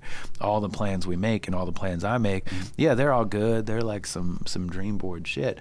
But at the end of the day, I could leave this podcast and get in an accident and die, and then everything's unturned. So I always said everything is temporary. It's so especially when you're going through like struggles, you just gotta tell yourself everything's temporary. Oh yeah, it's all gonna change. Yeah. It's all gonna change, and it changes every day. And if it's not changing, you're doing something wrong. Yeah. Right? Yeah. Like you should constantly be evolving. You're either evolving for the good or the bad, or sideways or diagonal ways. But like, I think you can at any point in your life could just be done. And I always told myself also was like every single month I want to be a different person. I want to have a different thought process every single month, growing, evolving, always. Well, Donald Trump being in office should help you with that. Yeah, that's true. It's very true. Sorry, I have to get political, but right. But he's crazy. Yeah, he changes every month. He does, doesn't he? Yeah, it's that split personality. Well, you're right, and it is, and everything is temporary, and I think we make our own path, right? So I think like that's one of the things I wish I had learned in high school, but again, I wouldn't have listened, so it wouldn't have mattered anyway. You try to get down there, and I think we try to like come at the kids like I try to do my daughter. I'll just be like, you ain't gonna remember these people giving you a hard time in school, like in 2 years or a year, but it's hard for them to see that because the present is it's everything, right? Yeah. And well, I hear like going to science, I hear that when I think it's 17 and under, your frontal lobe isn't developed as much, so everything seems short term to the kids. That's why. Yeah, I saw a video of that somewhere. But. Yeah, I feel like time passes faster when you get older. Maybe that's why. Maybe I need to reset that frontal cortex. Because I remember you couldn't wait to get out of school, but school felt like 9 hours, and school was only like 6 hours or whatever. You go there at 8 and you get out at 2 or whatever. That's 6 hours plus lunch. That's like 30, 40 minutes or whatever. So you ain't even in school for that long. But man, you would feel like that was like a 9-hour job in the mines. You were like, whew, gotta get out of here. And like now, it's also though like you're not doing what you love, which makes a difference. You know what I mean? Very true. Or hanging out with all the people you want to hang out with. And I think like now and having a job, and now my job's really chill because it's a more creative job. Even in the science field, I get to like develop things and come up with new processes and stuff. So part of that is just like being like kind of open and out of like a context where you feel influenced or like cornered in by something, right? Because corporations, they're always talking about innovation or creativity and change, but people that work in corporations mostly aren't creative, and they're definitely not as innovative as they're more followers. Yeah, they like, oh well, there's innovation. Well, where's the manual for that? And like, okay. So like for people like me, like I'm a pretty innovative dude because I just don't play by the rules, and I don't think the same way, and that it's got me fired from several different scientific jobs because I didn't do that. But now I've landed in a place where this team needed that, and it was really funny because right before I got fired the second time, because I think if things aren't working, let's change it. Yeah. And I'm ready to change it. And in a company, you have politics, just like anywhere, right? So then people see you and they're like, they just want to go at you for no good reason other than their own ego. But like, I'm just trying to do a better job for the clients or the employees or whatever. Yeah. Or even for the company. Or even for the company. But most people can't innovate their way out of a paper bag. So, like, it's true. Like, I remember I was trying to pitch this thing, and they were going to make a commercial about this thing that we were doing in the science thing. They were going to, like, well, how are we going to market this? So this whole marketing team sits down, and they're going, well, what kind of are buzzwords? Like, they just had this, like, list of just, like, checkboxy type things. Like, if you did these things, then maybe you would have this amazing like marketing scheme, like everything uses the same stuff or whatever. And I was like, all right, y'all listen, this isn't what you think it is. It's new, it's innovative, and it's this new technology, it's new ideas, new process. And I was like, it's like when you go to Disney World, you ain't going for, Big Thunder Mountain or Space Mountain or whatever. You're going for the experience of Disney. And it's like, that's what we're trying to create for science. It's like, we're trying to take a scientific thing that's normally like A, B, C, D, E, F, G, get all the people in the room, make them all talk about stuff and solve all the problems right then and there instead of letting the time go out. So we're bringing people into this experience where we can answer their questions in real time versus back and forth. And they were like, oh, that's so good. Do you want to work in marketing? I'm like, no, because if you can't think of this, like, why do I want to work with you? You would just frustrate me to no end. So my boss is really, really cool about my creativity, and she knows I come up with good ideas. And I've always found that, being upfront in the beginning about, where you want to go with it and stuff like that really helps in the long run. Yeah, they know what they're in for, And like, I dress like this to go to work sometimes, I ain't gonna lie. And then I know everybody in this corporate office looks at me and they're like, that fucking guy, like, what does he do? And you'd be like, I just won like $3 million in business this year. What did you do? Yeah. Like, right. Guess who gets to dress like this? Because I'm just gonna be in my office, hanging out, door closed, working away on whatever I'm working away on. Leave me alone. Like, and that's that other thing. It's like, march in a straight line, wear khakis and boat shoes, but don't own a boat. And then tuck in your shirt and then do all the things. But you realize like all these startup companies, like your Googles and your YouTubes and all these people, they came from a climate that fostered creativity, and part of that fostering creativity was having a little bit looser rules so people could be more themselves. When they're more themselves, they're more apt to think better and more loosely. When you're more apt to think loosely, then you're going to get your better ideas versus like that creativity just starts spewing out. It's like prisoners. What are they? Why are they all dressed the same? So they don't get out of line, right? Like you're all in cells by yourself. Like you're just supposed to think and be a certain way. Well, that's like corporate America. You all go to your cell, your little cube. You all dress a certain way with the dress code. You all act a certain way this way. But we want you to be creative. But you've taken all the things away that make people creative. Yeah, that's true. So I'm really a big proponent of just being like outwardly creative. I write on things. I write on walls, whiteboards, poster papers. It's creativity supposed to be messy, Yeah, exactly. Just wherever it you can. It really is. And I don't know.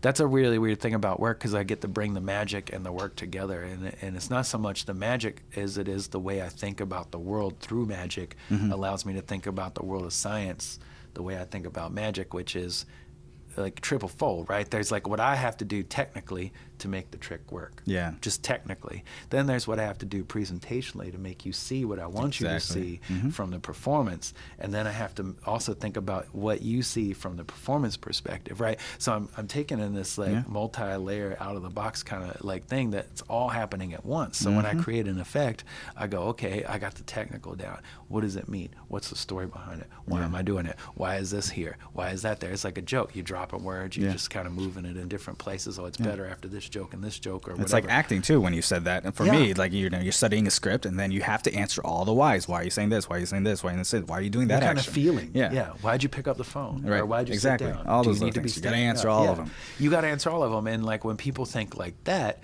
then they're not going, okay, I have a problem.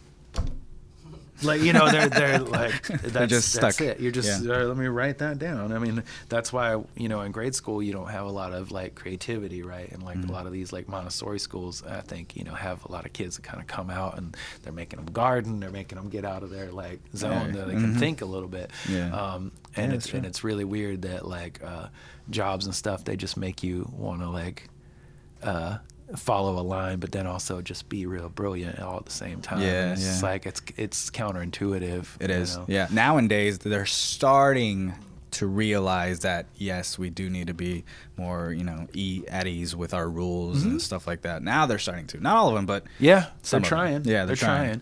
And I think for me, like I got fired from these jobs or whatever, and I didn't care. I was like, all right, I'm gonna do this thing. And I remember this one really big influential guy. His name's Micahel Casey. He runs this company called Benchmark Research. I was he's at the presidential suite at this like place in Florida. We were at a conference and he was sitting there. He loved talking to me and I loved talking to him.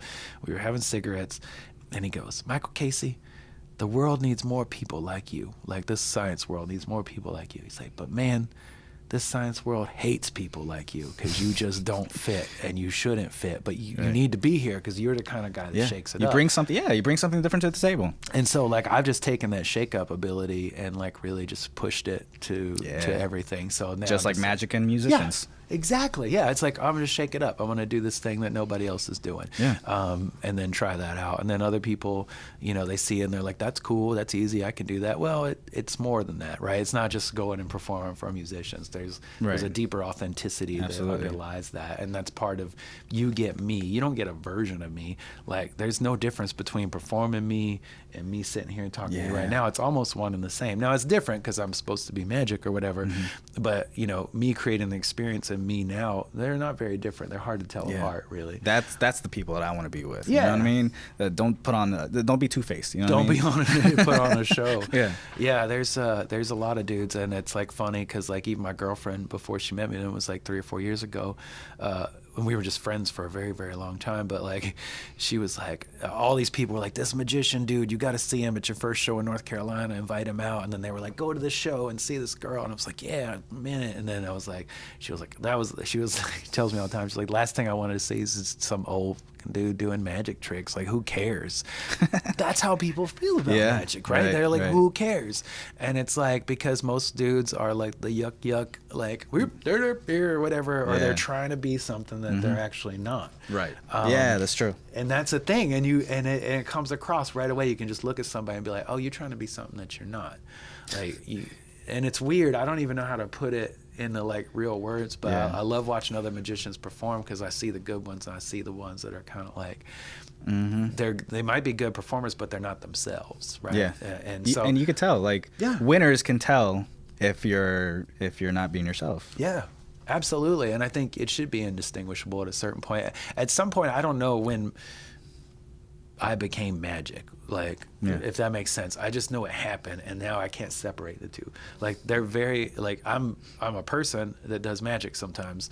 That's it. They're all one and the same. It's all swirling in the same boat. It's not like, I mean, I do have to get in, like, performance mode if I'm doing a show a little bit and, like, get in my head a little bit. But if somebody would just shows up at a bar and was like, hey, do some magic, and I'll be like, I'll make them wait. Right. You sure? Let me just think about this. Are you sure? You know what? Why don't you just wait and then come back to me? Yeah. Because I hate drunk people. I don't really care for it. It's one of those situations you never win. Like, you do magic for a drunk person. They're like, if I was sober, I'd catch you. And then sober people are like, if I was drunk, I'd catch you. So you just don't win. Yeah. You know, you never win in those things. Like, and there's no catching. It's not a cat and mouse game. It's like just like FYI or FYE, right? It's just for your entertainment. So it's just like, let's have a good time. Let's have an experience. It doesn't have to be about. It's about us. It's not about you. It's not about me. Yeah. It's about us. And I've tried to create that in my space. Yeah. Creating that bond. Creating a bond of people. And not, I mean, I'm, again, the ringleader, if you talk about lighting the cannon in the circus, right? I'm the person who's making it all go.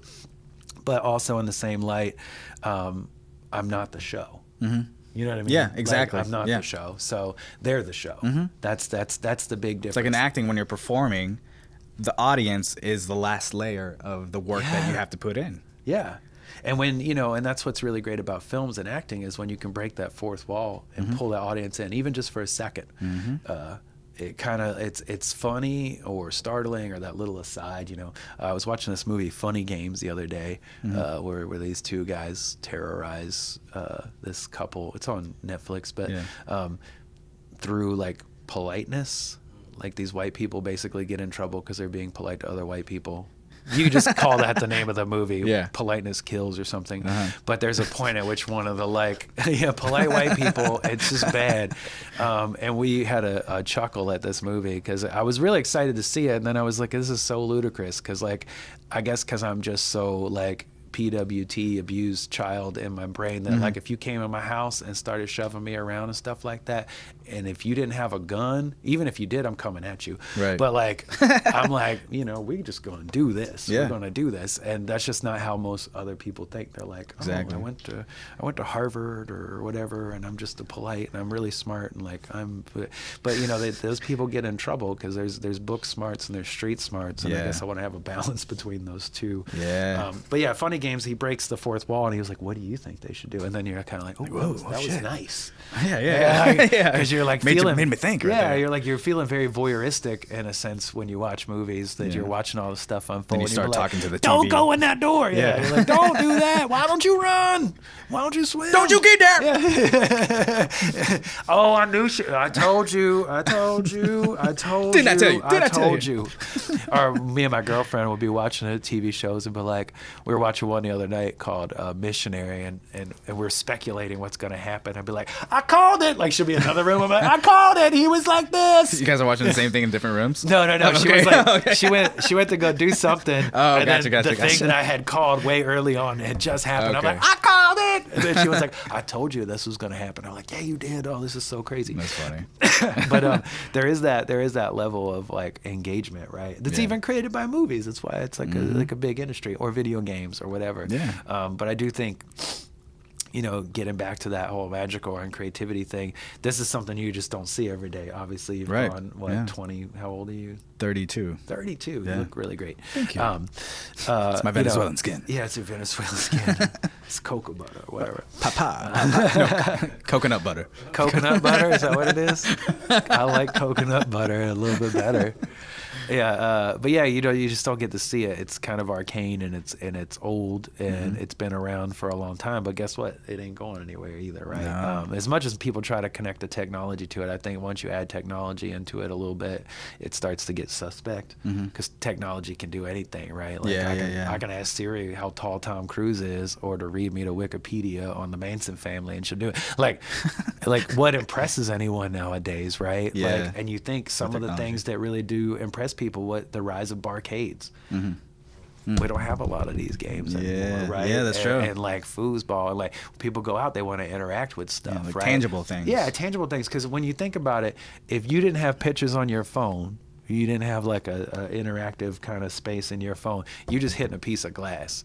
Yeah. That's really all you're doing. Yeah. You're just touching a piece of glass. Now, what's behind that glass for you might be different for everybody. Right. But at the end of the day, you're just tapping on some glass, and they're making it feel like you're interacting with it. So we talk about magic. That's really what they're doing. Yeah. As a matter of fact, they have to put sound effects in there to let your brain know that you're touching the glass, because you won't know otherwise, right? If it doesn't go, you don't know if it's on or if you a hell of a hit button. the thing. Yeah, exactly. But it's not a button. Right. It's not a button. It's an imaginary It's an button. imaginary button, and it's really all taking place in your brain, and they're trying to take those phone sounds and connect them with your stuff, so you get a tangible experience and you get more immersed in it. With magic, when you pull a card out, you literally pull it out. There's no app for that. Yeah. There's no, and you hold it, and then my favorite thing people do, they'd be like, what? Is it real? and the first thing they did, look, and they're marked. No, they're not marked. Like, who cares? Like, all the oldest tricks in the book or whatever. Like, they're not all the same card or whatever. Like, Right.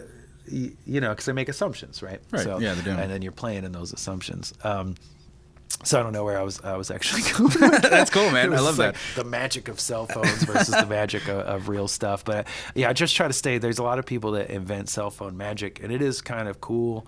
But I kind of just stay away from it, because I just like to keep it classic. I like to I like to be interactive with people, because they're on their phones so much anyway, right? Like my daughter, I pick her up every day, and she's always on her phone, And then they don't even text anymore; they Snapchat. So I just see this all the time. Be having a conversation with her, she'd be like, "Yep, school was good," and then. Yeah. It's like, how many pictures are you taking of yourself? And then I'll just do this. I'm just having I'll a be like, conversation. Yeah. Right. We got like 20 minutes in the car together, really. Like, can we just not do that? Yeah. Let's put the phone away. And we did get in a really good conversation the other day about rap music. And then I was like, this is Eric B. and Rakim. Check this out. She was like, oh, this is, who's that dude from Fayetteville? J. Cole. J. Cole? Yeah, that was good. Yeah. She turned me on to some music. Yeah, J. Cole's cool. Right? And so Yeah. I was listening to J. Cole, and she texted me the other day from the Hurricanes game. She was like, they're playing G. Yamazawa. She didn't know. She's like, they're playing that North Carolina song. And I was like, oh, G. Yamazawa. Have you heard him? I think I have. Oh my God, he's so good. He's from Durham. Amazing. He's so good. And he's got this really sweet North Carolina song that's like, it would be my walk-on music for real. Oh, like, shit. I love it. It's that good. Nice. We'll have to play it. Yeah, definitely. Let's play it later. But yeah, it's really cool. And like, you know, to kind of engage, break out of that world, right? Yeah. Like, break out of the phone Yeah. and get into the real world where you're having conversations with people and they're not text messages. And, you know, because even as you make assumptions about cards, you make assumptions about those text messages, right? Whether people are angry or mad or they're short with you or whatever. And there's this disconnect that Buddhism has it, right? That we create our own suffering. Yeah. And that idea, and I think it's best emulated by that Key and Peele skit where one of them's like texting the other one. And, and it's like they're saying it completely different. He was like, whatever. And then he was like, whatever. Yeah. I'm a show hit. Yeah. Right. But that's all assumptive stuff, right? Yeah. Like, and that's why things got like real, like, get real tangled, I think, in modern day relationships and in modern day interactions. And again, that's why it goes back, which is why I want to stay pure, right? I just want to be in this place where we're just going to have a real experience, and it's not really going to be about. I was like, people like, can I film it? But like, you can film it, but guess what's going to take you? And I'm going to just drag it out, so you just get tired of holding that camera, right? Because you're going to be waiting for the moment to pop off, but it ain't the moment. And I was like, if you want to film it, I'll let you know when you can film, but this ain't going to be the one. And I'll take a long time, and I'll just be like. It's just all exposition, you know. It's like in a long time ago in a galaxy far, far away. You know, they're like, when's this movie gonna start? Like, you know, or when the show gonna start for me? And so I try to get away from the technology as much as possible. But you know, you do have to kind of play with it a little bit, either on Instagram or Twitter. I mean, it's where the world is going. So, unfortunately, yeah, it is. You know, but let's talk about. Because you got a daughter now, and the way you grew up, and then now the way she's being grown up, what kind of things are you teaching her, as far as like these days life nothing. lessons? You know, like you know, like they don't listen, right? Right. Yeah. So that's like, true. I tried. She's a really great kid, and there's no slam on her for that. Like, she's an amazing kid, and she's very like me. So that can be kind of difficult at times because like we just butt heads so instantaneously on certain subjects and certain things. We're just like, yep, we're in this together. But like the relationship you had with your dad compared to the relationship she has with you. I never laid a hand on her, right? You know, and like you still want to obviously have that it's important for you to have that communication. Absolutely. With her and stuff like that. But as she's getting older and I'm watching her develop into her own person, you know, you have to kind of. It's like you want to steer them the right way, but again, I know they're not going to listen. So it's kind of like you just want to lay some advice on the table. It's kind of be like, I fixed you some dinner if you want to eat it. Yeah. If not, just put it back in the fridge. Right. Or whatever. Order some dinner in the fridge if you want to go get it, heat it up. You know, but you're gonna have to work for it. You know, I did some of the work for you, but if you want to take it that next step to eat it, you have to go do that. Right. And I try to stay away from like I told you so's, and I try to stay away from like judging her for like her friends or anything like that. That's just gonna draw her back more. Yeah, exactly. I want her to feel like, you know, and I am very concerned, but I can also see some of her friends can be shitheads, and I'm like, oh, don't hang out with that one. Like, I got a good feeling, and I'm most always right, I guess. But then I'm also wrong. You know, there's some kids that like you think they're cool, and then like they have a big falling out, and you're like, man. The kid, I see that, you know, like, but it's hard. I mean, especially with her wherewithal, right? Like, she's just 16. She don't really know much about the world. She ain't never had to work for anything. Like, ever since she's been born, you know, I ain't gone cutting no copper wire down from some, you know, backwoods back in the poles. woods, No, actually, honestly, to be perfectly honest, 15 years ago, coming up on 16, was when I went to be a professional magician. So I had done magic for a while just for myself. Like in the mirror or whatever. The ideas of it was really good. I never performed. Right. When she was born, we still weren't making a lot of money because we were living here, and the rent was like double, triple what it was where we were from. And now we had daycare, so that's like a lot of money. And so the magician owner of the Magic Corner that's shutting down next month, one of the brick and mortar magic shops because of online. He was like, well, why don't you just go do magic? You could get paid to do that. So I like literally wrote like a magic resume not very good, but just had all these reasons why I would be good at work at a restaurant. I put on my best suit. I did them in inverse order. The place I wanted the least I went to first, and then I tried to learn. So one day I went to South Point Mall. It had just opened, and I went to all these different places, these restaurants. Last one I wanted, the one I wanted the worst was Maggiano's. Yeah. And I walked in there, and I was like, hey, I do magic, and you guys are kind of new and open. Maybe you want this. And this dude, let's talk about the right place, the right time. He was like from Chicago. He's like, we got this in Chicago everywhere. This is an amazing thing. Come back tomorrow and have an audition. And I did an audition, and next thing I knew, I was making $250 a week for doing a couple hours a night. So I made $1,000 a month to pay for the daycare. Oh, and that's I did cool, that man. for like 2 years, and it was like, then you get parties from doing that, and then you're working on your skills, right? So you're like learning how to approach people and what's playing and what's not playing. Right. So I cut my teeth at Maggiano's in South Point for a long time. Then I moved over to Mellow Mushroom because they had seen me fill in for a guy, and they were like, you're really good. We renovated the location down on Glenwood before Glenwood was Glenwood, and went down there, and I was a magician there for a couple years, and then left there, and then Camel Cigarettes picked me up, and they said, we heard you're a really good magician, and then I was like, yeah, and then I went and I did a couple trial runs with them. They're like, we just want to do this all the time, and I was paying, double and triple what I was making had starting out. And then that's how I started kind of running into some of the bands, right? Or more frequently than the ones I was before that. Right. So we would go to Lincoln Theater or the Long Branch or whatever. And so he's popping in and popping out. And I was just the dude that was with the Camel people doing magic. And then, just magic and magic and magic and magic. And then got really good at that. And then, next thing I know, then venues had seen me. They wanted me to do shows there. So it's just been like a really slow progression from like little table hopping stuff to like whatever. But all those little things really prepare you for the big things. And it was that one guy going, man, let's do this. Like, this is really cool. And I remember being very nervous to try to perform for him and impress him to where, like, this is something you could sit down and do, especially with other people that were there that didn't understand, like, what the magic had to offer. Right. Yeah. So, I the deep meaning behind it. Yeah. Yeah. For them, it's like, people are waiting for these tables and they're going to be waiting for 30, 45 minutes. Well, you give them a little something to watch, right? Yeah. And it takes the time away. That's cool. They're waiting on their food. You got that time between they order their food and they get their food. That's like 10, 15, 20 minutes, whatever. You got that time. So you're just filling all this dead space. So you're just kind of walking around, like patching these holes of space with performing. And you learn how to do that efficiently. You get really good and you know what plays and what doesn't. And then going to there into the clubs, you start like having to like get on stage, so you have to start thinking bigger about your performance and like how do you make the same performance bigger. And I think we had talked about that, Matt, where you're like, oh, is it a props thing or is it a me thing or whatever. So that's been even many years. You just kind of got to make a decision and then go for it for the first time. Try it out, and then if it doesn't work, try it out. And sometimes thing, you're like, I've tried stuff out that I was like, man, this ain't gonna play, and then it like kills, and I'm like, oh wow. Yeah, you never know. I thought that flopped. Some of my best shows where I thought were some of my worst shows, because magic doesn't have a natural response. Like people don't clap; they just kind of like.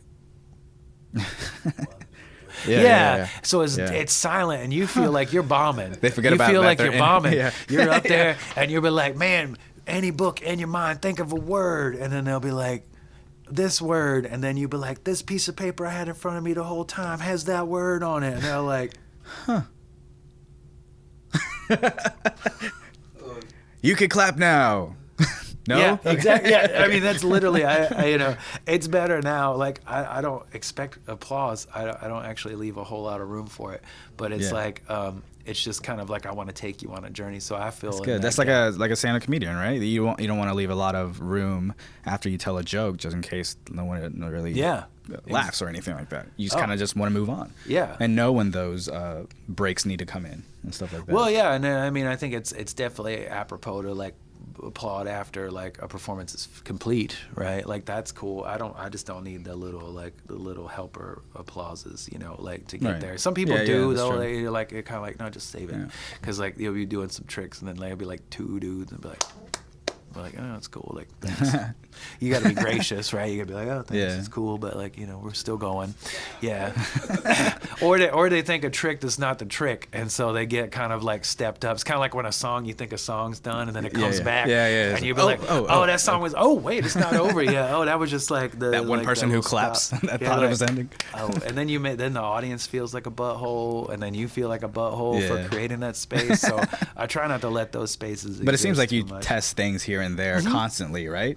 And that's so great to see, because like I did that with this, right? So like I started actually a year ago. Oh, really? I started this not this specifically like inspired voices, but I started doing my own thing. Oh, wow. A year ago, and then for those first 10 months, I was just testing things, seeing if it works, seeing if it doesn't work. I do different things here and there, and then I fell into this, and this kind of just picked up. So now I'm putting all my focus on this. Yeah, that's awesome. So well, and I think like what's really good, and this has all been word of mouth. Really? Yeah. Yeah. Well, obviously that's why I'm here. Yeah. Right? Like exactly. I just showed up. I don't know. I don't get asked to do podcasts. It's like really weird. Like people don't think about magic, period. But and then like when I started doing some of the more high profile stuff and people would see it, then you get kind of known for that. But then people still kind of like shit on your stuff, right? Like they're just like, oh, what? Because they don't get it. They're like your mom. They don't believe in they're it, right? They're like, oh, I still have people like that. Yeah. Yeah, and they're like, I don't get it. But then it's really funny because like you'll get to the success point, right? Like I feel like I'm on the cusp of whatever that might be.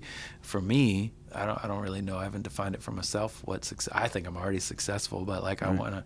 Obviously, there's room for it. There's room for more. Yeah. So what does more look like? So that's where I'm at now. But you know, there would be like I did this one party for Sheryl Crow. It was one of my #1 Instagram photo, Casey Magic, if you're watching. And it was a picture of me, Sheryl Crow, Nicole Kidman, Connie Britton, Kim Paisley, Dirk Bentley's wife, Jesse Alexander, and some other person I can't remember. They're all famous people. And people saw it and lost their mind. And then like Sheryl Crow tweeted it, and then like all these other people. And then I'm showing up in feeds for Sheryl Crow from my friends who like, what are you doing at Sheryl Crow's house? I'm like, see, this is what happens when you don't keep up with me, like for real. Yeah. That's true. And you don't see the growth. Yeah, as you don't see the growth, or like, I had somebody email me at one point. They were like, you know, I've always believed in you. I'm like, why didn't you ever come to the show? I've never seen you in person. Like, who are you? Like, you want to support me? Come support me, right? Like, and that's how I feel about stuff. And I feel I attribute my success to that, because I would come support people before they were anything to be supported, right? I would come see bands that, like, there's this band Shovels and Rope, really huge band out of Charleston, South Carolina. I used to go see them play at Slim's, 5 people. Then there are people be like, hey man, can you get me into that sold out show at the Lincoln? I'm like, or Ritz? It's a 2,000 cap room. And they're, no, because you could have come, hang out, drink whiskey with them, and there's just 5 of us, and we would have had a gay old time, and it would have been awesome. But no, you didn't want to go out on a Wednesday night, right? And there's this guy, I don't know if you even do country music, but there's a guy named Sturgill Simpson. I don't know if you've ever heard of this guy. He won a couple Grammys and stuff. He's like kind of famous. He's super famous now, but I went and saw him at the Poorhouse on like a Monday night, play to 5, 6 people. And it felt like church, and I was like, this dude's got something. So I was talking to him from Nashville and stuff like that, did some magic for him. But then like he went on to be like, he sells $300 a seat tickets now. Nice. You know, and there was a point at which nobody would come see him at the Poorhouse. And you could just tell they were on the verge of like, man, we just got to give everything or it's just going to fail. I remember seeing the Ava Brothers when there was like only like 20 people in the audience. Now they're huge. Yeah. Oh my God. And they're such great performers. When we talk about performing. Yeah. They're so good. I got to do some pretty spectacular things this year. I did Hopscotch Music Festival, which I always do. I performed just for the VIPs and people for E-Tix. And then I did the Newport Folk Festival, which is gigantic. So I saw the Avett Brothers again. Nice. And I did this High Water Music Festival, which is where I saw the Avett Brothers again. Yeah. Because they're Carolina classic. Yeah. And I love them. And Joe Kwan's one of my dearest friends. And but yeah, so I got asked to do these festivals because people know I create a very safe vibe. Right. Yeah. So like, and they know I'm not like really like tinged by celebrity, and I don't get freaky or like weird, and I won't bring weird people around, which is, again, it's who you surround yourself with, right? Because they know they give me that access that if I bring somebody, then I'm responsible for them. Right. Yeah. And I'm not just going to roll in with somebody off the street, right? So yeah, you trust them. And you trust them, and I trust you, and then there's been a couple times where I had to be like, settle. Yeah. We're good. Like, just keep it down. Damn, I just felt that, just bro. keep it down. I felt like I was in trouble. Yeah, well, and I mean, like, because it's a reflection on me, right? It's not even that, exactly. like, it's not even that. It makes you look bad. Makes me look bad. Yeah, because I don't want that. Obviously, I got shitty friends or whatever. But, and to be perfectly clear, like, there's points at which, you know, everybody gets a little whatever, but, and, you know, leave the situation. Like, leave the situation, like, because you're kind of fucking with somebody else's lifestyle and, or their stuff. Because I never want to make my friends look bad in front of their friends. Right. Right. Of course. And I never want to feel bad. I've done it a couple times, so I know it's possible. But yeah, I'm always on my P's and Q's when I do a little bit more of the higher profile stuff. Yeah.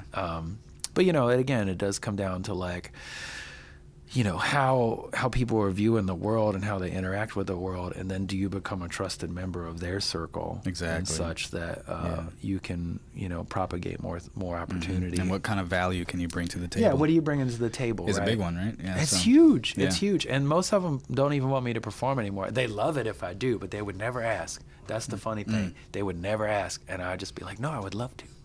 Like there's this guy Chris Stapleton. He was playing sold out show here at thing, and I met him once a year ago before that performance, and he came, and it was Chris Stapleton, Jason Isbell, and Frank Turner. Now I kind of sort of knew Jason Isbell at the time, but Frank Turner was a good buddy of mine. He was opening for these two. Now they both won 4 Grammys that year. I just won their Grammys, 4 between them. Yeah. Frank's like, man, I don't. Yeah. Like, and he's great. Right. He's like a #1 selling artist in like UK. He's top charts. But over here, you know, he's still making his stuff, and he still does really great over here. Like he sells out a lot of places. But this was like a pavilion, and it was sold out. But they were there to see Stapleton and them, and it's a good mix, right? Mm-hmm. So he's like, man, yeah, come, like, hang out with me and be cool. And I love Frank, and he's awesome. And we're there, and then like I did stuff for Isbell, and he loved it. And then Chris Stapleton got off stage. And he was like, I heard there's a magician back here. He's a big bearded dude, you know? Yeah. And I was like, yeah, that's me. And at the time, I got like a fucking stupid hat on. I'm like, hey, man, it's me, man. It's all me, man. Just me and his cards. And did magic for him. And then he was like, man, this is like the best. I've seen a lot of magicians in my day. I've never seen anything like this. This is amazing. Yeah. Like, you're the best I've ever seen. So I've been told that by Joe Walsh, Brad Paisley, Dierks Bentley, John Pardee. Like, I've been told that by so many people. Now, I know that because they don't meet a lot of magicians. I do know this. So I'm not saying that it's actual my talent. I just try to create a good experience for them when they get done. Because at the end of the day. But to an extent, they are on a higher level, so they know talent when they see it. You know what I mean? Yeah, I guess. I never really thought about it like that. But yeah, you're right. Maybe they do. And it doesn't matter what you do. They know talent. Whatever that talent is. Yeah. They know if it's good or not. That's true. I never really thought about it like that. Yeah. I'm always so just feel like I don't belong there just because they're like so like here and I'm so here that I don't feel like I fit. Because why did they need to talk to me, right? But then like, so I did this Stapleton thing. He was cool, took pictures, it was great. And then a year later, like this band, the Brothers Osborne, who I had met a bunch of times and did their birthday party this year, they were playing a show with Chris Stapleton. I'm like, this is gonna be great. Like I've met him, Chris Stapleton, before, and then I know the Brothers Osborne, hung out with him a bunch this year, and they're like, yeah, we can't get you backstage. Like Stapleton's security is like tight. Like he's got Justin Timberlake's security now. Like literally has Justin Timberlake's security. Oh really? Yeah, like literally, not like Justin Timberlake. Like he bought Justin Timberlake's security. So I was like, really, actually, that'd be funny if it was like a group of dancers. Yeah, right. Security dancers. They are giant dudes. They are giant dudes. I bet. And I was like, they were like, yeah, but you won't be able to come backstage. We can't even get our own family members back here. And I'm like, oh wow. That's gonna suck. So I made a Facebook post or whatever, and then somebody was like, that was in Stapleton's camp formerly, was like, does Chris know you're going to this show? And I was like, no, why would he? And she was like, hold on. And then like, you got a all access pass the back gate, just park back there and you can go in. Chris wants to see you again. And I was like, well. Yeah, I mean, I'll be there. I ain't doing nothing there. So I walked in, and then I met him and his wife again, and then I met their kids for the first time, and I did a little something for their kids, and then I did some stuff for just their intimate, like, family stuff. And then it was like, I think the show was supposed to start at like 9, and it's like 8:55. And I was like, oh, I don't want to keep you. I know you go on stage, you got to get ready, because I got to get ready. I know how that is. Right.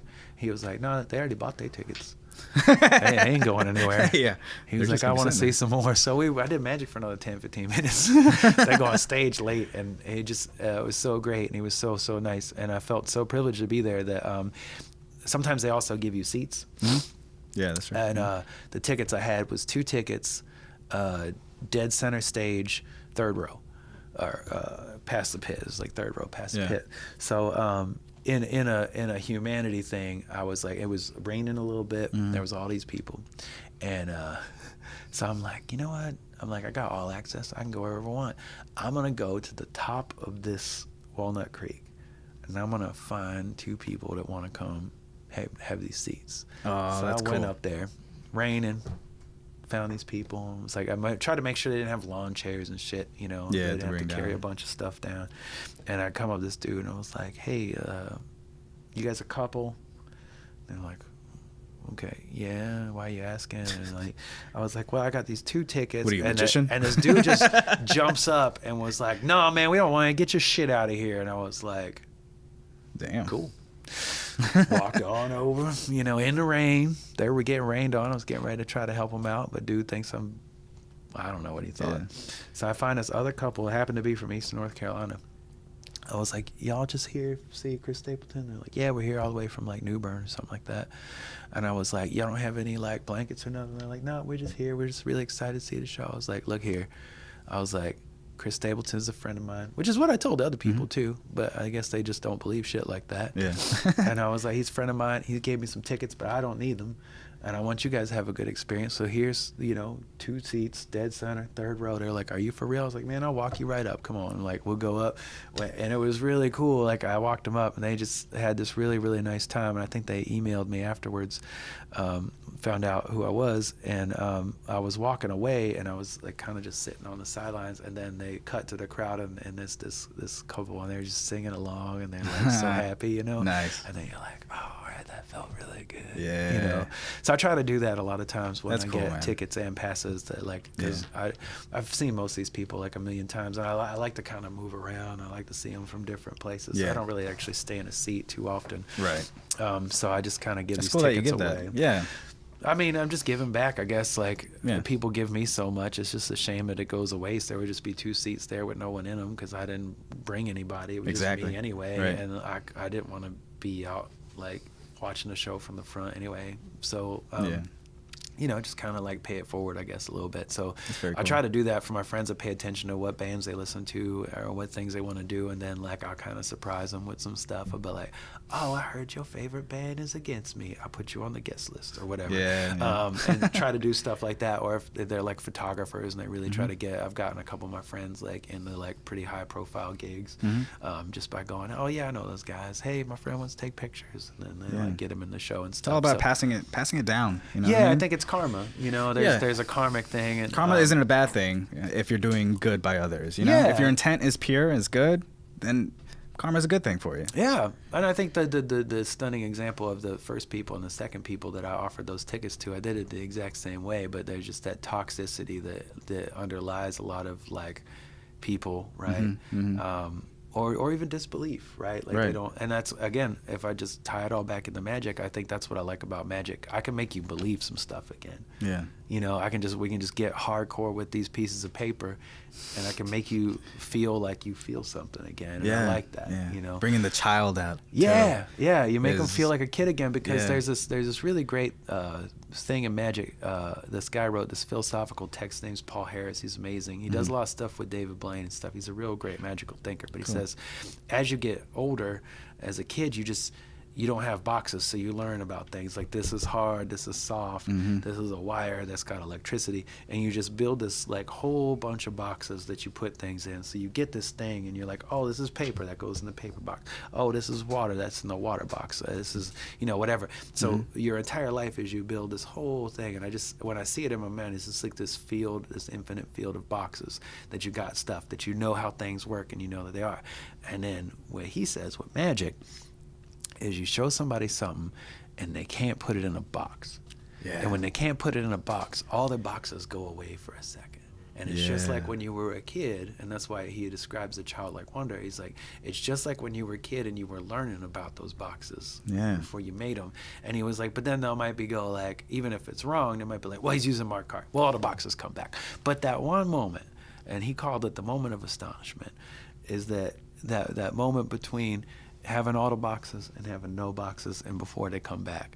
The longer you can extend that moment, the more childlike they'll feel. And almost everybody... That's very cool. It's really interesting. And that's a good way to put it. It's a great way to put it. And like that's why a lot of people, when they see you do magic or see me do magic or anybody do magic, they go, my kids would love this. Because you're making them feel like a kid again. So all of a sudden they want their kids to see it again. I just don't do magic for kids because they're buttholes. But like, true story. I've done one kid's party in 22 years. I had never doing another one again. Right.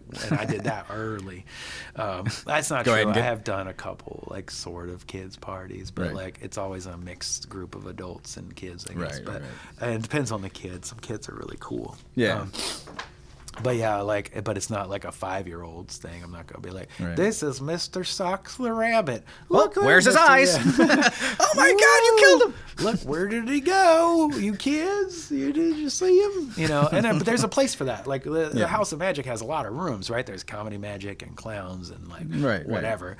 I just try to stay in that like art room where it's like it's all about what I think and feel, and can I make those thoughts and feelings become a reality thing. It's not really about like entertainment and getting the laughs and the yucks and thing, or trying to be like David Blaine where you do a trick and just be like and then walk off mysteriously.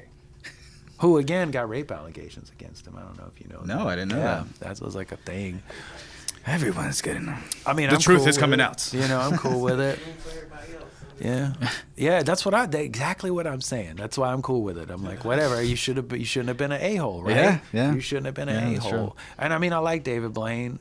Like he did a lot for magic, and he still does. I think to do a lot for magic. But it is kind of a shame that like, even just to have that accusation, which could happen to anybody, obviously. It just sucks because where there's smoke, there's fire, right? So whether or not that is an actual thing, it gets real dicey, right? And I think as being an intimate performer as I am, I have very like clear lines about people and my relationships with them as a tribute to magic. Like I've never like people like, oh, you probably get laid all the time doing tricks. Like no, because I would never like do a show and then just take somebody home. That's not my MO. People are entranced by it. People want to like try to do that, or they used to back when I was single and stuff, but. It's not who I am, right? So when we talk about making decisions, that's not a me thing. Right. I'm not trying to like bed down with anybody for the night from turning a few card tricks or whatever. That's just stupid. And it's actually shitty to your art, to be perfectly honest with you. Yeah, it makes you look bad. It makes you look bad. Yeah. So makes you look dirty. Yeah, and like you need it or something. I don't know. So for me, it's like I want to leave that experience intact, and I'm not trying to like taint it with my own person. I've been dating my girlfriend for like well over a year now. And then we even had like transition times or whatever, so it's been like 2. But she sees how women react and they say weird shit all the time. But it's like, but that never comes. That's not a thing for me. You know what I mean? It's like not a like I don't even. It's like bullets to Superman. It's like bing bing. I don't really like. I'm not even trying to do that. You're just focusing on your craft, man. Yeah, because like you said, I think it would taint it. It would taint it if you were trying to be like the player magician. And I think there is a stereotype of that. There's a stereotype of being the yuckster, and then there's a stereotype of being the swab. Well, there's stereotypes with anything that you do. There's always going to be those. So. Yeah, and I'm just a genuine dude. Just living life, bro. All right, so why don't you tell everyone where they could find you? You can find me on the internet It would be Casey Magic.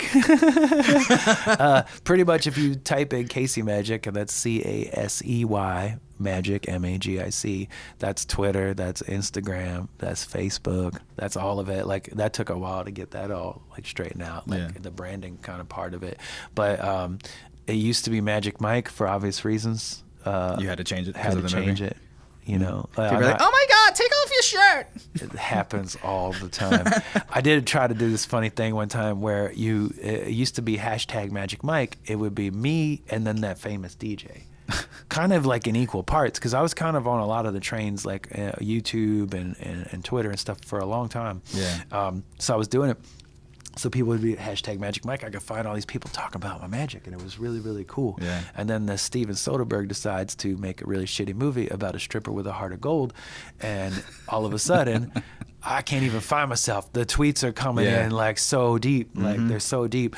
So I thought it'd be funny one day to like respond to all of them, like I had a show and they were coming to see it, and so I would find these like badly worded tweets that I could play with in there, and then. There was this one woman, she was like, "All right, ladies, bring a change of panties because Magic Mike is coming to town on the 25th. And I'm like, shit, I didn't even know I had a show in Kentucky. Y'all ladies are on the guest list. And they were like, what are you talking about? Like, so I was like That's playing hilarious. with this, but like I literally would answer one and 40 would be there.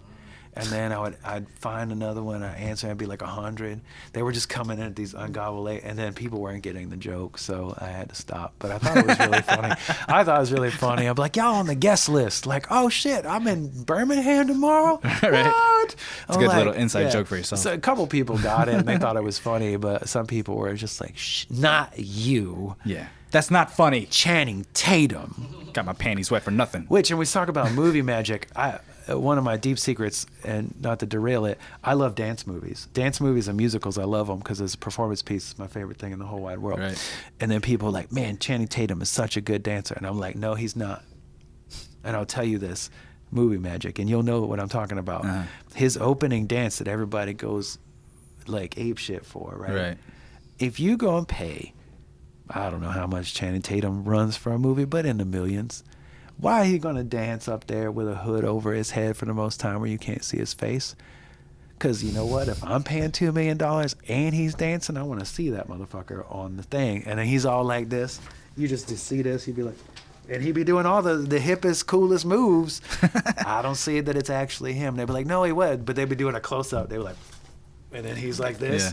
Yeah. And then it's back to like not seeing him and his behind and stuff like that. I'm like, that's a movie trick. Like, that's because you just duped in somebody else. Yep. And they're doing the dancing, and he's just doing a couple of the parts, you know, to, like, kind of fill in the gaps or whatever. But, you know, people are weird like that. And then I get real mad, and I'm like, he's not a good dancer. So, Magic Mike, if you see this, and I'd challenge you to a dance-off. And I don't even dance, but we'll do it anyway. All right, we'll hashtag that. Hashtag. We'll reach out to Channing Tatum. You guys are going to have a battle together. A magic battle. Yeah. Yeah, I'll dance against him, and then he has to do magic against me to prove his Magic Mike. Exactly. And then the bout. Battle of the Magic Mikes. Whoever gets to keep the name. Yeah, we'll do that. All right. Do that. You get his fans. Oh, well, I probably don't want his fans, but yeah.